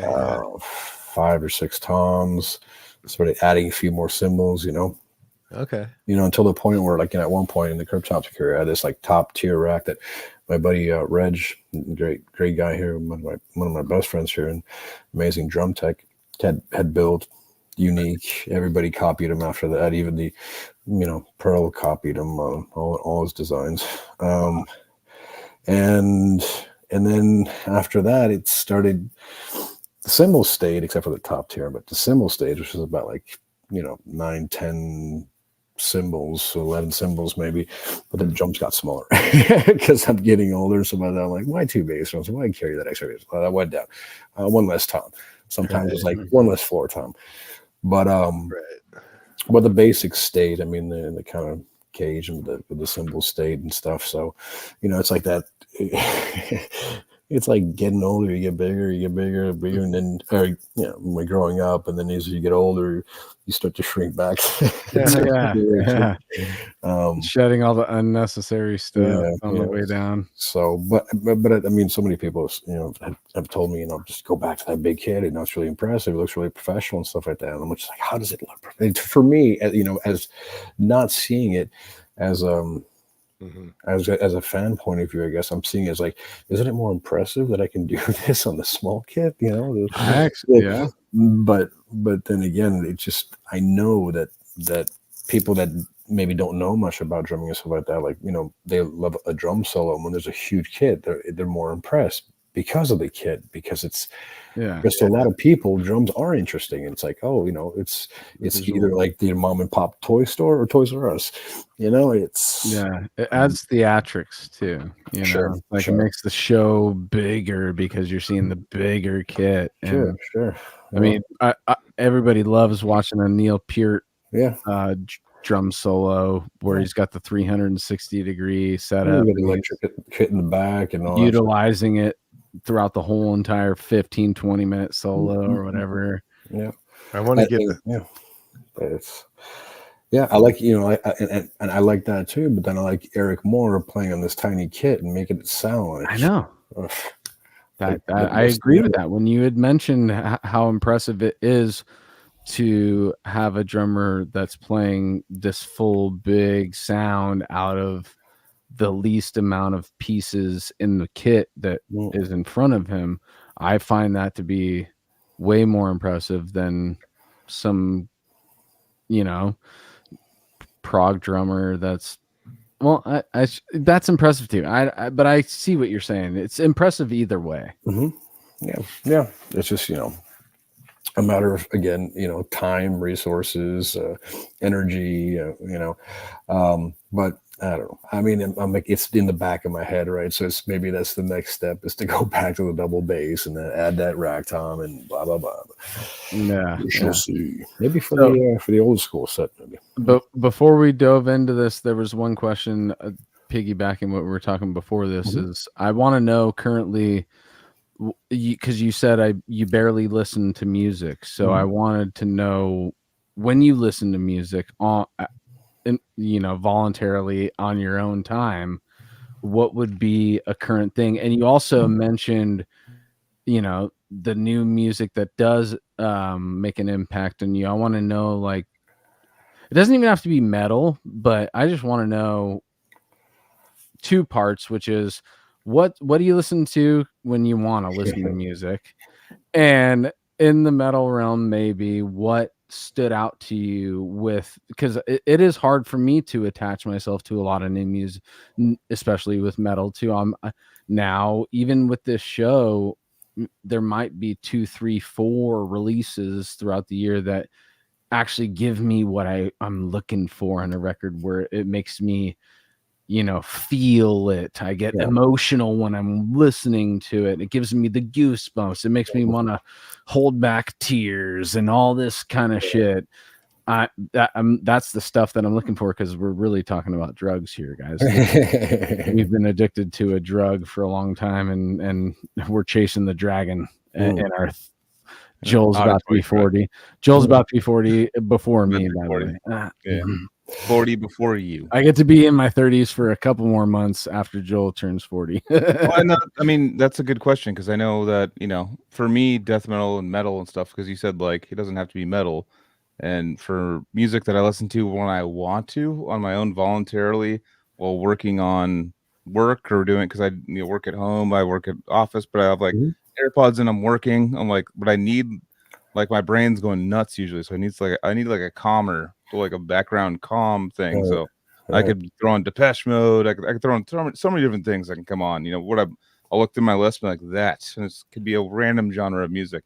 But yeah. So any style of music that you throw on. What's the thing that you put on that you still are excited about, or that you're like, this is the shit right now? I'm gonna have to come back to that question in a couple of months after a couple of tours, because to be very honest with you, I used to listen to a lot of music in my cars all the time. I mean, for years and years and years, like tons of music. And I'd even, just put that notch that maybe that gave me my tinnitus, I got you. But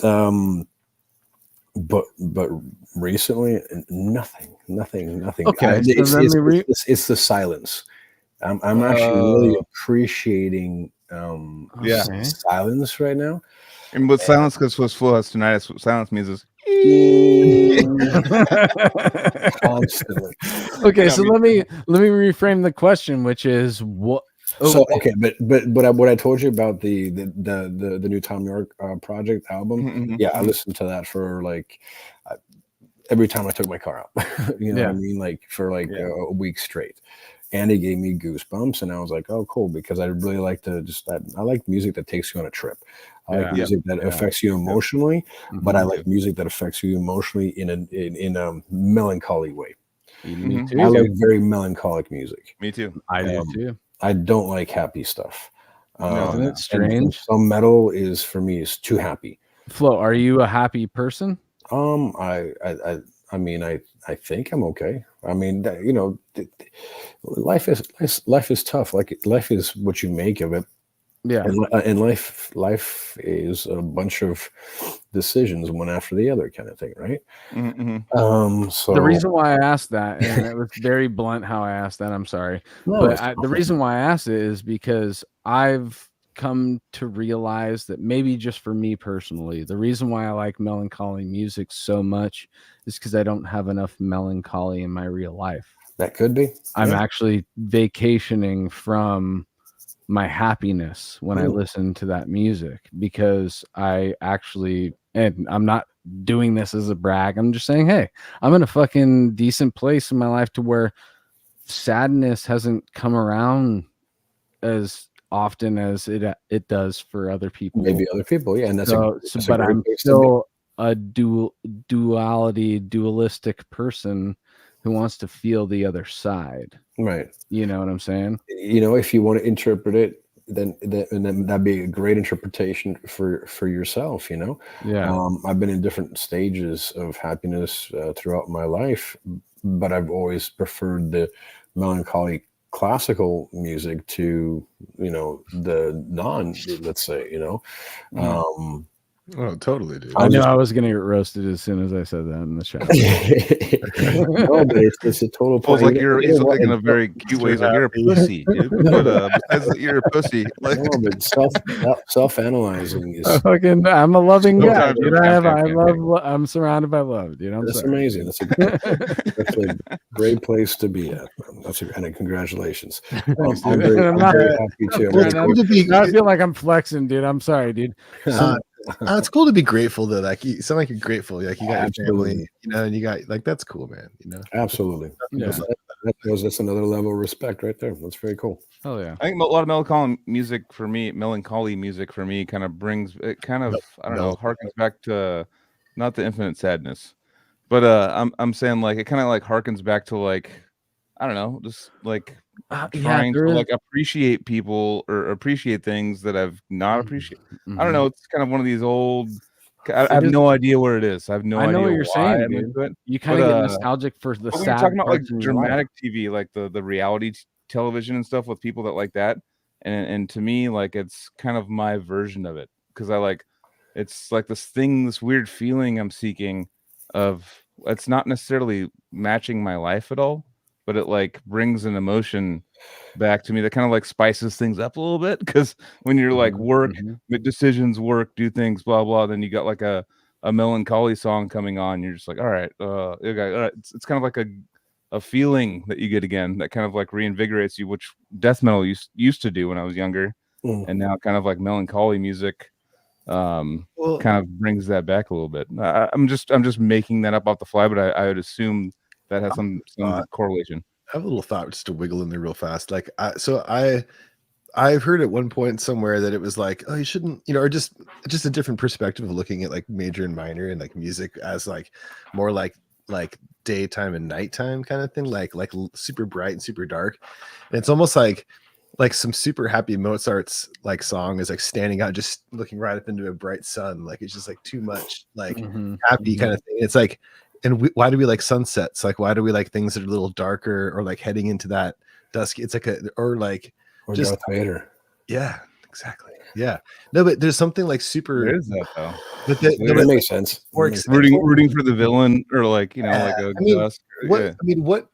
dusk. It's really like if you take any story tale or anything, what's really the twist in that story that like it could be happy things, all these things, and then there's a twist and there's a thing and there's a villain or a thing like that. And so we're just acknowledging that that's like the most exciting part of that, and musically or whatever. I mean, going back to Black Sabbath or something like it just to have that, or you know, I don't know, just or in like movies and stuff, and doesn't have to be like always to the max extreme. Like we appreciate all the different levels, but I think like it's just way more interesting like than something.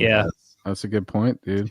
I agree with you. I also think to an extent happy music sounds a little more similar to itself, and there's more types of melancholy and sadness than there is happiness. Point. That's a good point too. I'll give you guys an example if you remember this. I think it's a Pestilence song for sure.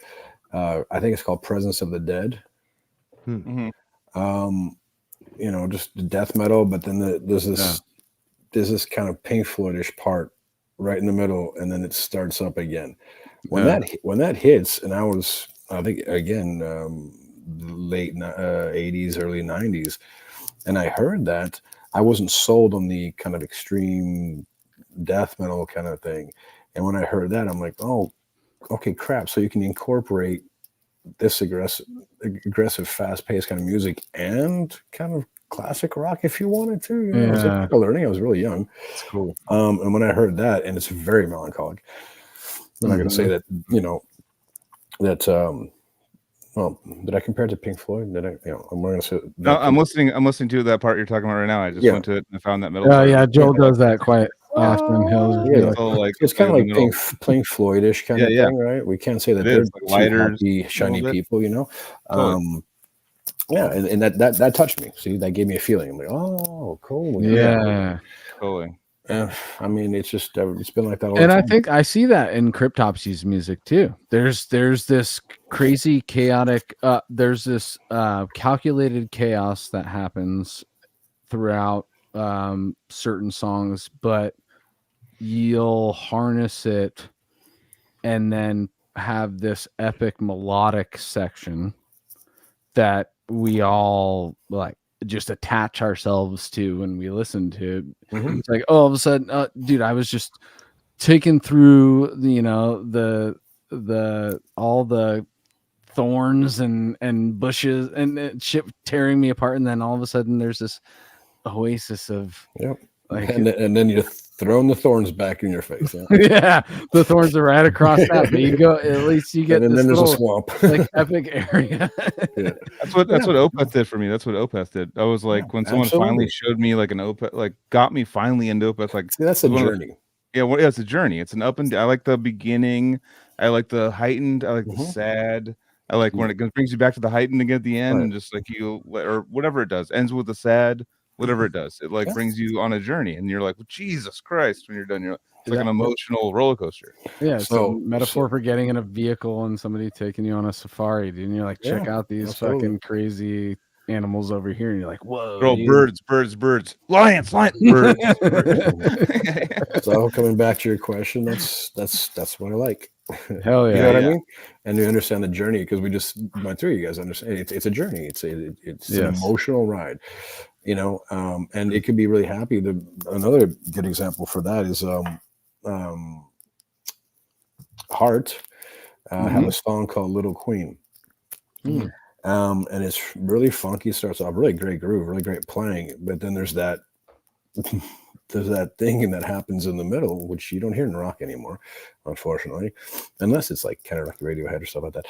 And it just it's so like kind of dark and depressing, and then it goes back to the funk, and it's just a perfect example of not a roller coaster but an emotional ride. Or Blue Oyster Cult's fucking, what's the song, what's their most famous song, what's the one, the Reaper. Yeah, there's tons of parts, and then all of a sudden there's that evil like bang, bang, bang, bang, in the middle, and then they go back to and you're just like, fuck yeah, dude, that part in the middle was the sickest part of the song. Yeah, see, those were called back when they were called rewind moments.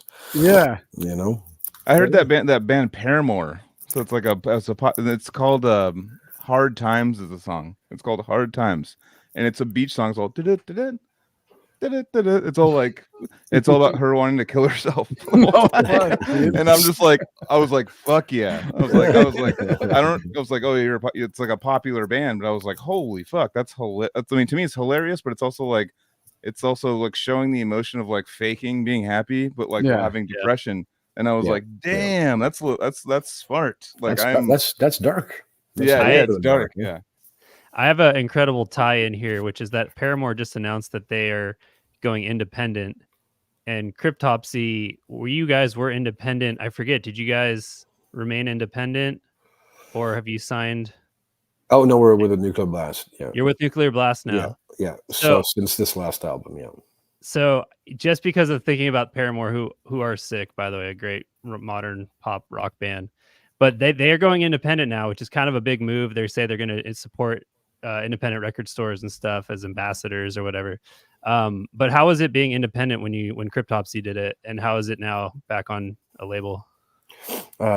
Different times, different responsibilities, I mean, for sure that record sales were more lucrative for the band, but at the same time there wasn't as many because it wasn't pushed as much, because there wasn't there was a great team in back of it, but not as big as say Nuclear Blast Records. Right. We still had management and I mean for touring and all that stuff. big shout out to EMG, who are doing a great job for us. But it was different. I think that now all the members are really on the same page. We were before, but more so now, and everybody's chipping in and stuff a lot more. And it just makes sense to have that push, because we want to do more with these years coming up. Before, it was a little bit more like slower pace and stuff. And so, today it's a record label, and we're really happy with the results, with the good team that they provided, and Charles, from Abysmal and stuff. We're looking. I mean, we just asked him, you guys want to do this? We're going to do a second one with you. So, nice. we'll keep going and see what happens. It is a gamble, like doing the the self stuff, because it's basically like, do you want to do the marketing and all the work that goes in? It was a lot of work. Yeah. Yeah, it's a lot more work. Yeah. So but like, then again, do it. I know Matt's doing a lot of work on his own with that too, and with his podcast, he kind of opened up a lot of doors for him to and to communicate with a lot of people, and so it's like, it's less work for us, but at the same time we're doing more, so we're doing more work. But it's great. I mean, like I said, it's like different time, different day, and now it's always like one day at a time. I feel like the new, I mean, we had this band Zoth on, and I feel like they're on to something with partnerships with labels, rather than doing like full signings to labels. They're doing partnerships where they're like, no, we're the owners, but like, you can sell it here. Here's the what we need to get paid, or we want to like help you guys and help us, but like not take all the proceeds, take too much of the proceeds. And I feel like because CDs, what the fuck are CDs now? I'm gonna ask our kids in 10 years what are CDs. They're gonna be like, oh, there's like these like things I put my coffee on in the morning. Like, I don't, it's one, and like cars aren't coming with them, computers aren't coming with it. It's like one of those things where it's I'm taking you guys with me for a second. Sorry. If you're gonna piss, that'd be hilarious. It's slow footage. Number 2, actually. Dude, but let me devil's advocate you real quick, Joel. So, and shout out to Zoth. You guys are you're a band that excited me to know that you guys were DIY and you were putting out such quality music, and that's why you've been on our show a couple of times, and we've always been repping you. But from a record label's perspective, with that type of deal versus the band that you invest X amount of thousands on, who's gonna be first on the list for promotion, distribution, and all that stuff? From the label's perspective, it's probably not going to be Zoth, because that's just like, we see your potential, we want to be helping you out and backing it. Do you guys think that they're going to really put as much energy into that deal? It's a gamble. It's just a gamble. I mean, it's like, it's like for them, sure. Like they were building their own, they're booking their own tours, they're putting their own shit. Yeah, I mean, if there's 200 people a show, the label really doesn't have to do anything in that. They just gotta back it in a certain way, however they make the deal. So I understand. Yeah, the record label. I'm just talking about like up and coming bands, like the people that want to like put a bunch of work into the back end of things, but like because I mean, I'm just thinking about streams, and I'm thinking about Spotify, and I'm thinking about all these things that are now the climate of listening to music. It is. It kind of, I mean, I feel like a lot of record labels are a little worried right now, and I feel like they have to change their role rather than just like signing a band, but to partner with bands for just a partnership. It's not like no one owns anything. It's just like a money kind of like, it's like do you want to sell our record for this much, and do you like it? And well, it's like, it's going to churn into something different, is all I'm saying. I'm sure it will. And there's more bands to deal with too. And they can't just all of a sudden, they're not making as much money as they used to make. So they can't start hiring all these different people. So having these collab things, is probably a smart way to go. Yeah. Right. Yep. So, I mean, it makes sense. You have to adjust to this, climate. Yeah. Change this, climate is changing so fast, actually. Yeah, I mean, it could be a good idea, but everything's a gamble, right? So no, totally. I mean, with Nuclear Blast or Metal Blade, then that some guy or of 150 people are going to listen to it in Egypt, and it's going to get like distributed, which is good. That's like the main thing. It definitely the new Cryptopsy definitely feels more pushed than the latest couple of Cryptopsy releases. I feel like As Gomorrah Burns is a little more out there. Yeah. I kind of see it every day. I would hope so, because then I'd have to. It has to. I mean, that's why we. It could be because it's a full length too, but I think it has a lot to do with the record label, and also the willingness of the boys pushing as well on their sides and stuff. And like guys, and the fact that it's a fucking. It's a really solid Cryptopsy album. It's so sick, dude. Yeah. It's hard for that to happen. I'm gonna say it again. Cryptopsy does this thing with me where I'm never gonna be disappointed with the newest thing, even though it's different than the last one. Right. I don't know what it is about you guys, but I know that I'm just ready for whatever you're going to throw at me.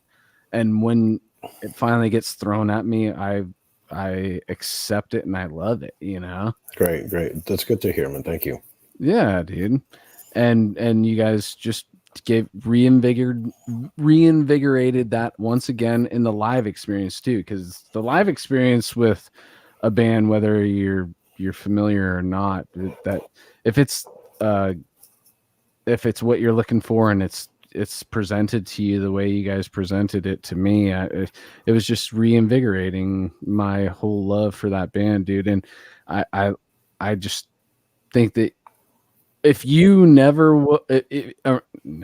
if you don't think that you shouldn't be in the legend list with us, I'm just gonna always argue against you. Because it really is. I'll let you do your thing.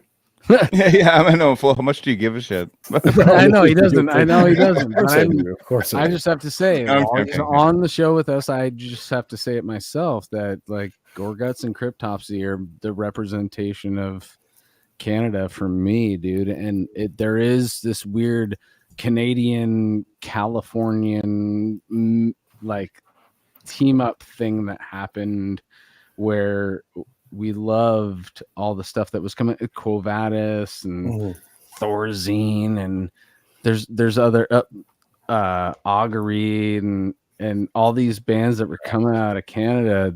We were just listening to you guys constantly, and Martyr, Beyond Creation. There's so many examples of what was happening up there that really kind of did shape the Cali death scene back in the day. You guys were all influences, and Cryptopsy was high on my list.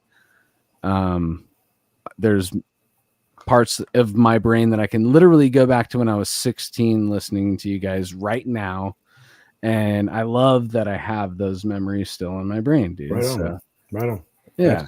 Well, thank you. It's much appreciated. So we started with fanboying. We're fanboying again. Let's say something real quick. So I think more fanboying.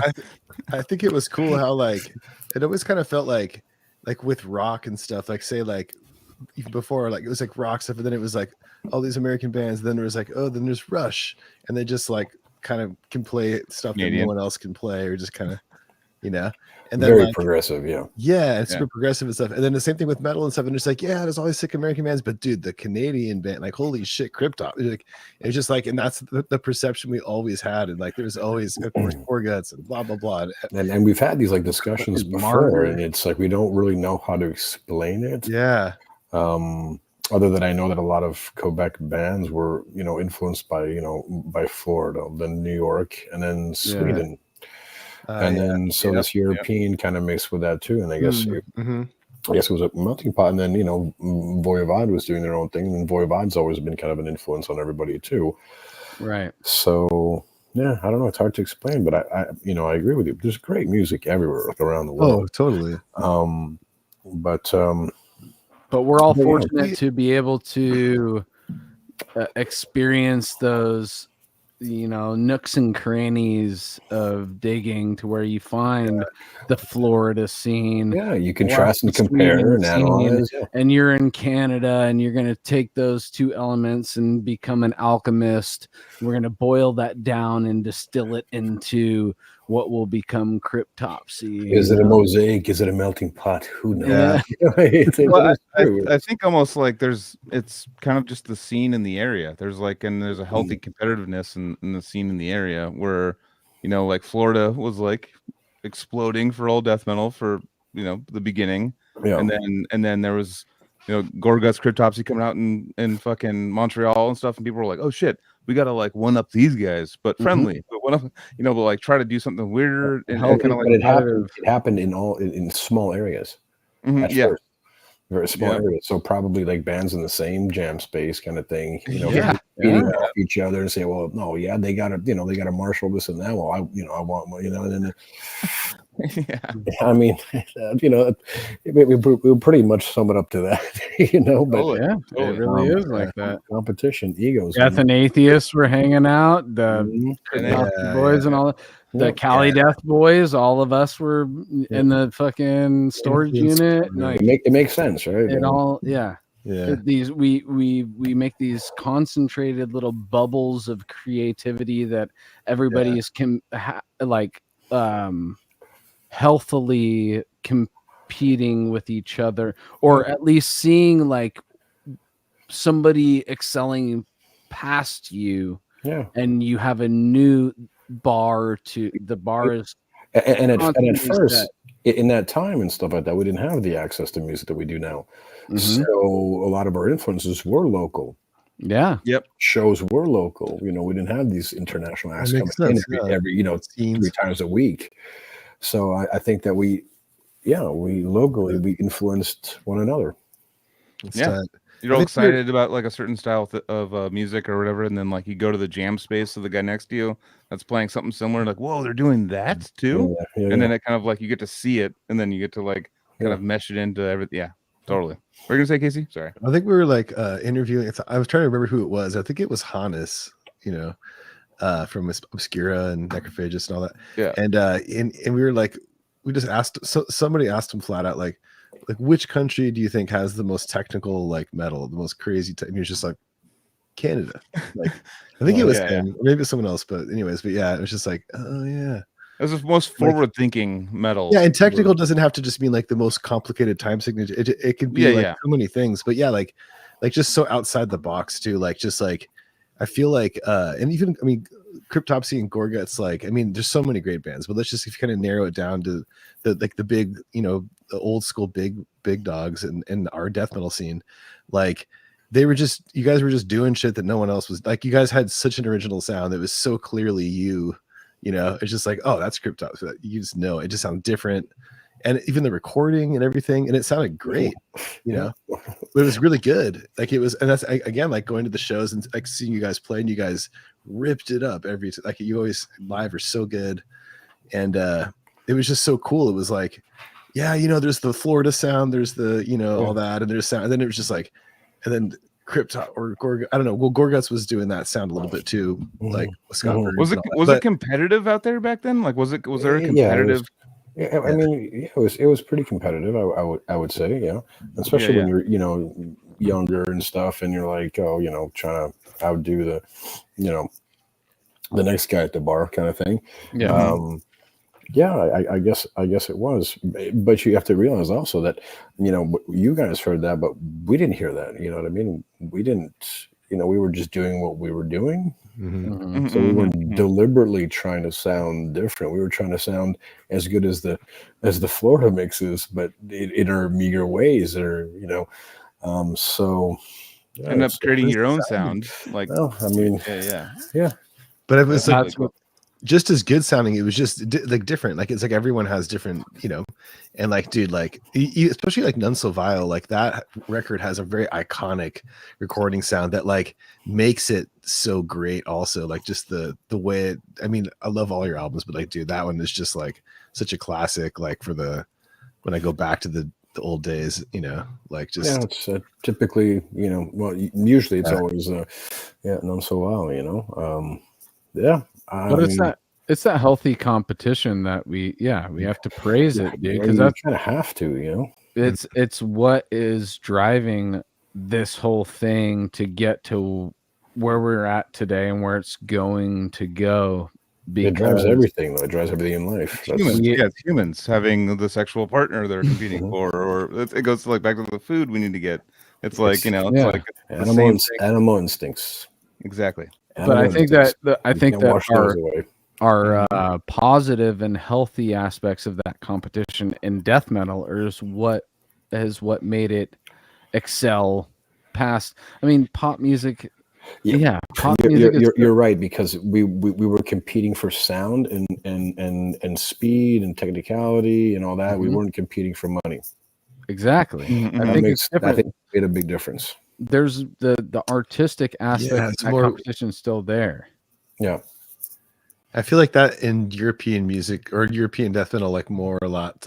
I don't know. Like I mean, there's there's a lot of different. I don't know. I'm just gonna into that, but yeah, whatever. The point is like having freedom to just like make the music as real as you want it to be, and not thinking like, oh, this riff's gonna get like people breakdancing and shit, like throwing arms around and shit, like are we gonna sell a bunch of records? Like that's cool and all, but like it's cool to just be like super pure to your art and just be like, we don't give a fuck like about that. Like but people like, you can have a ton of fans, they're gonna love it, and that's, you guys have always been huge in my eyes, Well, that's where the ego is in our shit, is because we're making it for us first. That's what I also think too. It's disconcerting on the road though when you're a band like Cryptopsy or a band like Suffocation. I've seen it many times before where you are on tour with them, and then there's a new band that's been out for 3 years, and everyone's screaming every fucking like the Ensasalt and they're like it's like the most basic shit, and you're like, we were trying to go like harder, and they're all like 19.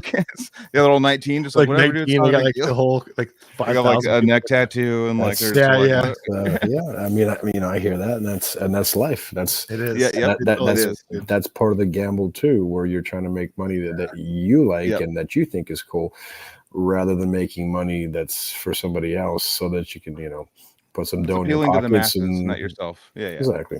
Yeah, that's that's why we're doing this on a Thursday night and stuff like that, and not on mainstream TV. You know what I mean? It's and we should be too, because I mean the stuff that we say, as far as I'm concerned, is much more interesting than mainstream TV.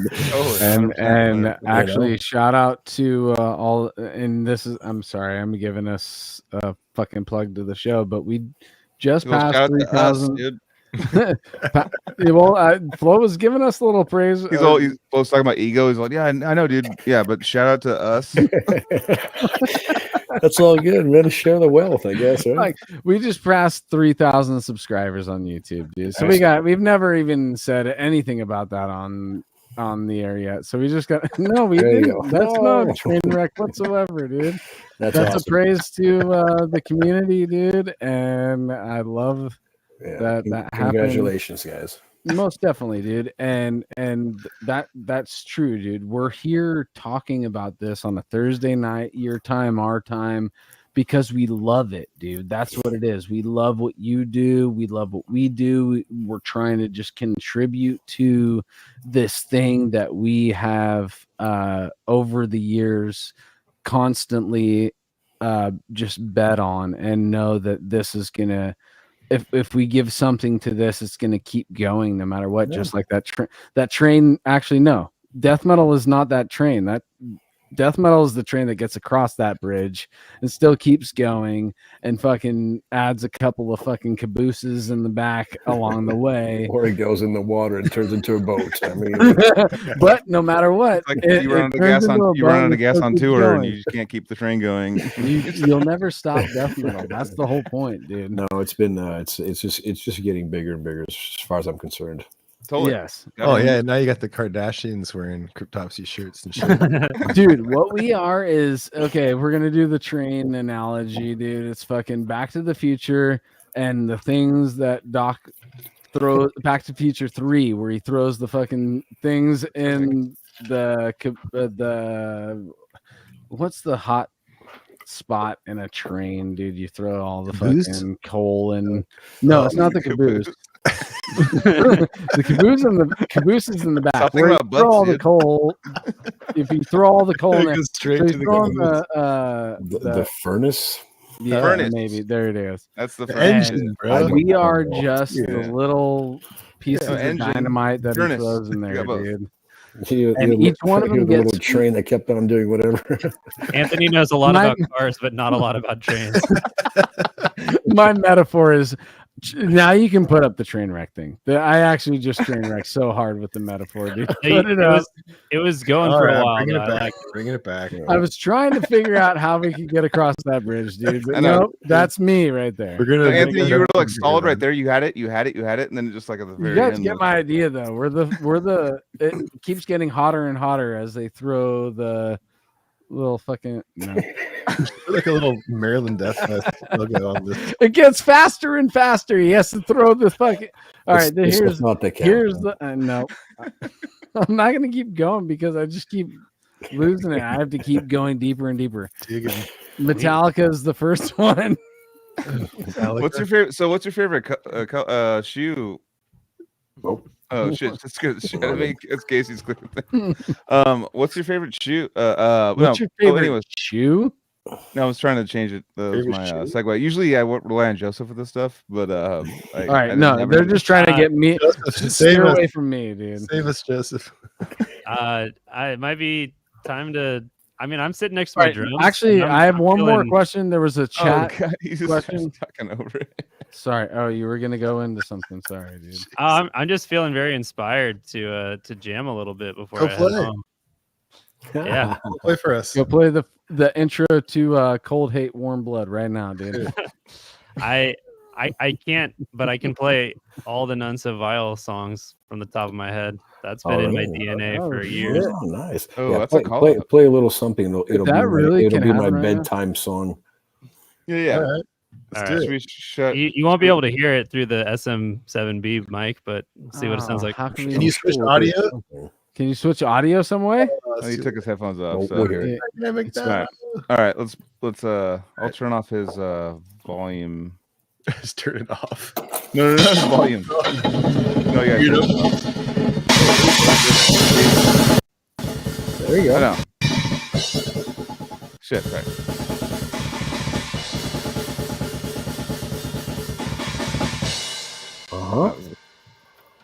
Oh yeah, we can hear it. Nice, dude. That was sick. I found the sound setting right as you stopped. That was awesome. Don't ask me to name the song, but could you hear it? Actually, I just hear that. That was some That's flow. quite familiar. No, I that was definitely the first song off None So Vile, right? Yeah. Yeah. Crown of Horns. Yeah, there you go. Okay, yeah, and I only played it for like 20. Yeah, that sounds familiar. I've been playing for the last 2 tours. That'd be a funny segment. Is like test Flo's memory. Oh, yeah. You ever played Hot Love Warm?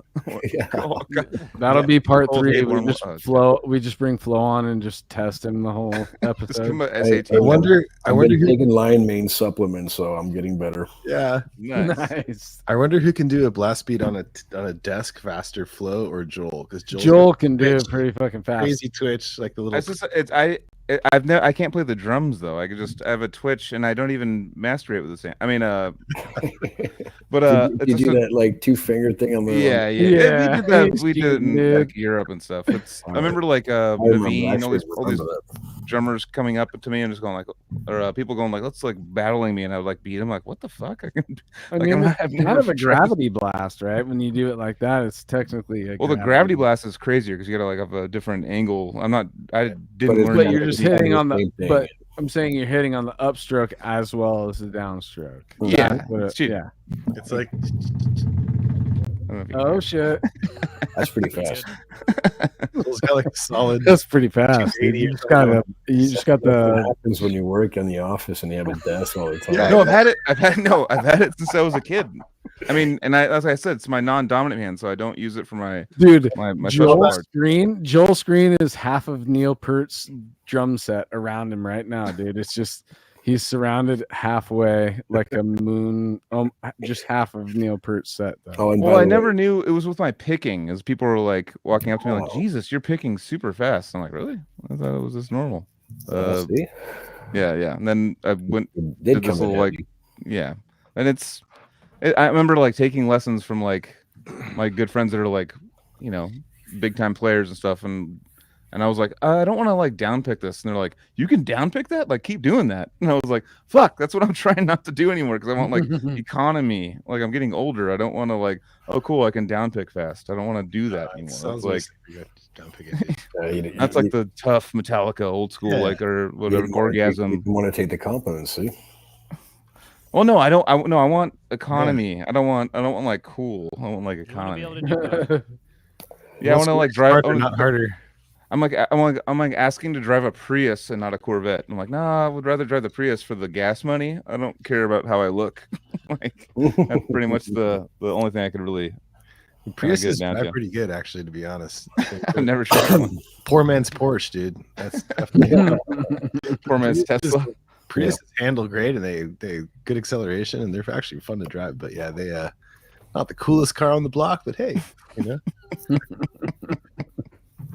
I don't know. It depends who's judging, I guess. I don't know. No judgment. No, they're great cars. I mean, no, I'm just saying. Don't get me started on hybrids. Shit. Yeah, he's a mechanic. Anthony loves. Yeah. No, well, they just every 10 years you gotta replace that fucking $10,000 battery. So where's your money saved, bro? I promise I won't talk to Cali boys about diesel. Where's your green? Oops, where's your green footprint, dude? When you gotta drop 10 G's on another battery. Let's get into diesel. What was this? I want to shout out Anthony's. Oh, sorry. I fucked with his mic settings. I fucked with his mic settings when he's playing the drum. Sorry. Fix it. It sounded way better when I did it. So you're welcome. No, I thank you for doing that. It. I'm just kidding. I got. Yeah. What's up? You're here, Anthony. I took my car to Anthony's shop, and he saved me hundreds of dollars by inspecting my brakes and telling me I didn't need new brake pads, which someone else had told me. So trust Anthony, and also hit him up if you're in the band. I got a couple of fresh Lassa Lucy t-shirts out of that diagnosis, by the way. So I'm stoked. I was going to ask how much he charged you to tell you didn't need to spend any. I told him $0, and he handed me a couple t-shirts. I said, boom. Yeah. The great. So you can pay him in t-shirts if you need your car line. Just give him like your band's t-shirts, and he'll just do it for free. Literally. Just don't go too fast. To a certain, yeah, exactly. Don't follow too closely. You know? Stay below 50 miles an hour.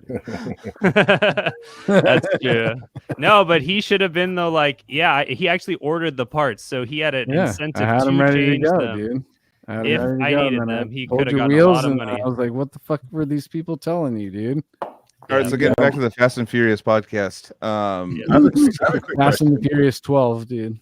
I know it's getting late for Flo, but I just want to because you're like East Coast time. But dude, I just have a quick random question. It doesn't have to be a long one, but just we being Americans getting into Canada on tour and stuff was an interesting experience sometimes. Do you guys have that from the other end, like getting into America? Is it tough? Yeah, it's just it's a little bit more expensive. Whereas Canada's a little bit cheaper to get in, and you can sometimes get away with letter from where you're going to play and all that Do they stuff. tax your merch coming into America? Again, I don't know, maybe. I don't know. and I was like knocking on wood again. Not recently, but they can. Yeah, they can totally be unfair, and or they can be fair. But yeah, and you can get taxed in Canada too, coming in from the States on merch. Yeah, we've had the whole count out and stuff where they count all your merch and stuff, and yeah. I mean, you know, you just have to, you know, borders are borders. You have to play smart, but it's tough. It's it's an unfortunate, you know, thing too, because we're so much alike, you know. But that's politics, and that's money. Somebody's got to make money somewhere, right? It's totally, all the people that you go to the airport in TSA, you might find a fucking asshole that just wants to really, you know, play a role that day, you know. Absolutely. And same thing at the border too. You might run I've into always a found customs officer who just really wants to play that role that day. Just be a sweetheart. Like everywhere you go. Like I've worked in customer service when I was a kid, and I feel like people that are assholes never get their way. And I never gave them their way when they were dicks. I never was like, oh yeah, you make a point. I was like, I'm gonna make your life fucking harder as I can. Because you're an asshole and you need to learn a lesson. But like being a sweetheart and being like, "Oh, whatever you want, it's all good." Yeah, sure. Yeah, and you know, and sometimes they'll be persistent. And there's, you know, sometimes I have lost my cool in the past, actually lately, in Asia. But you always have to be respectful and show respect anywhere you go. And I mean, if you get it back, then great. Oftentimes that's how it is, and sometimes it's just you fall on that bad apple, you know.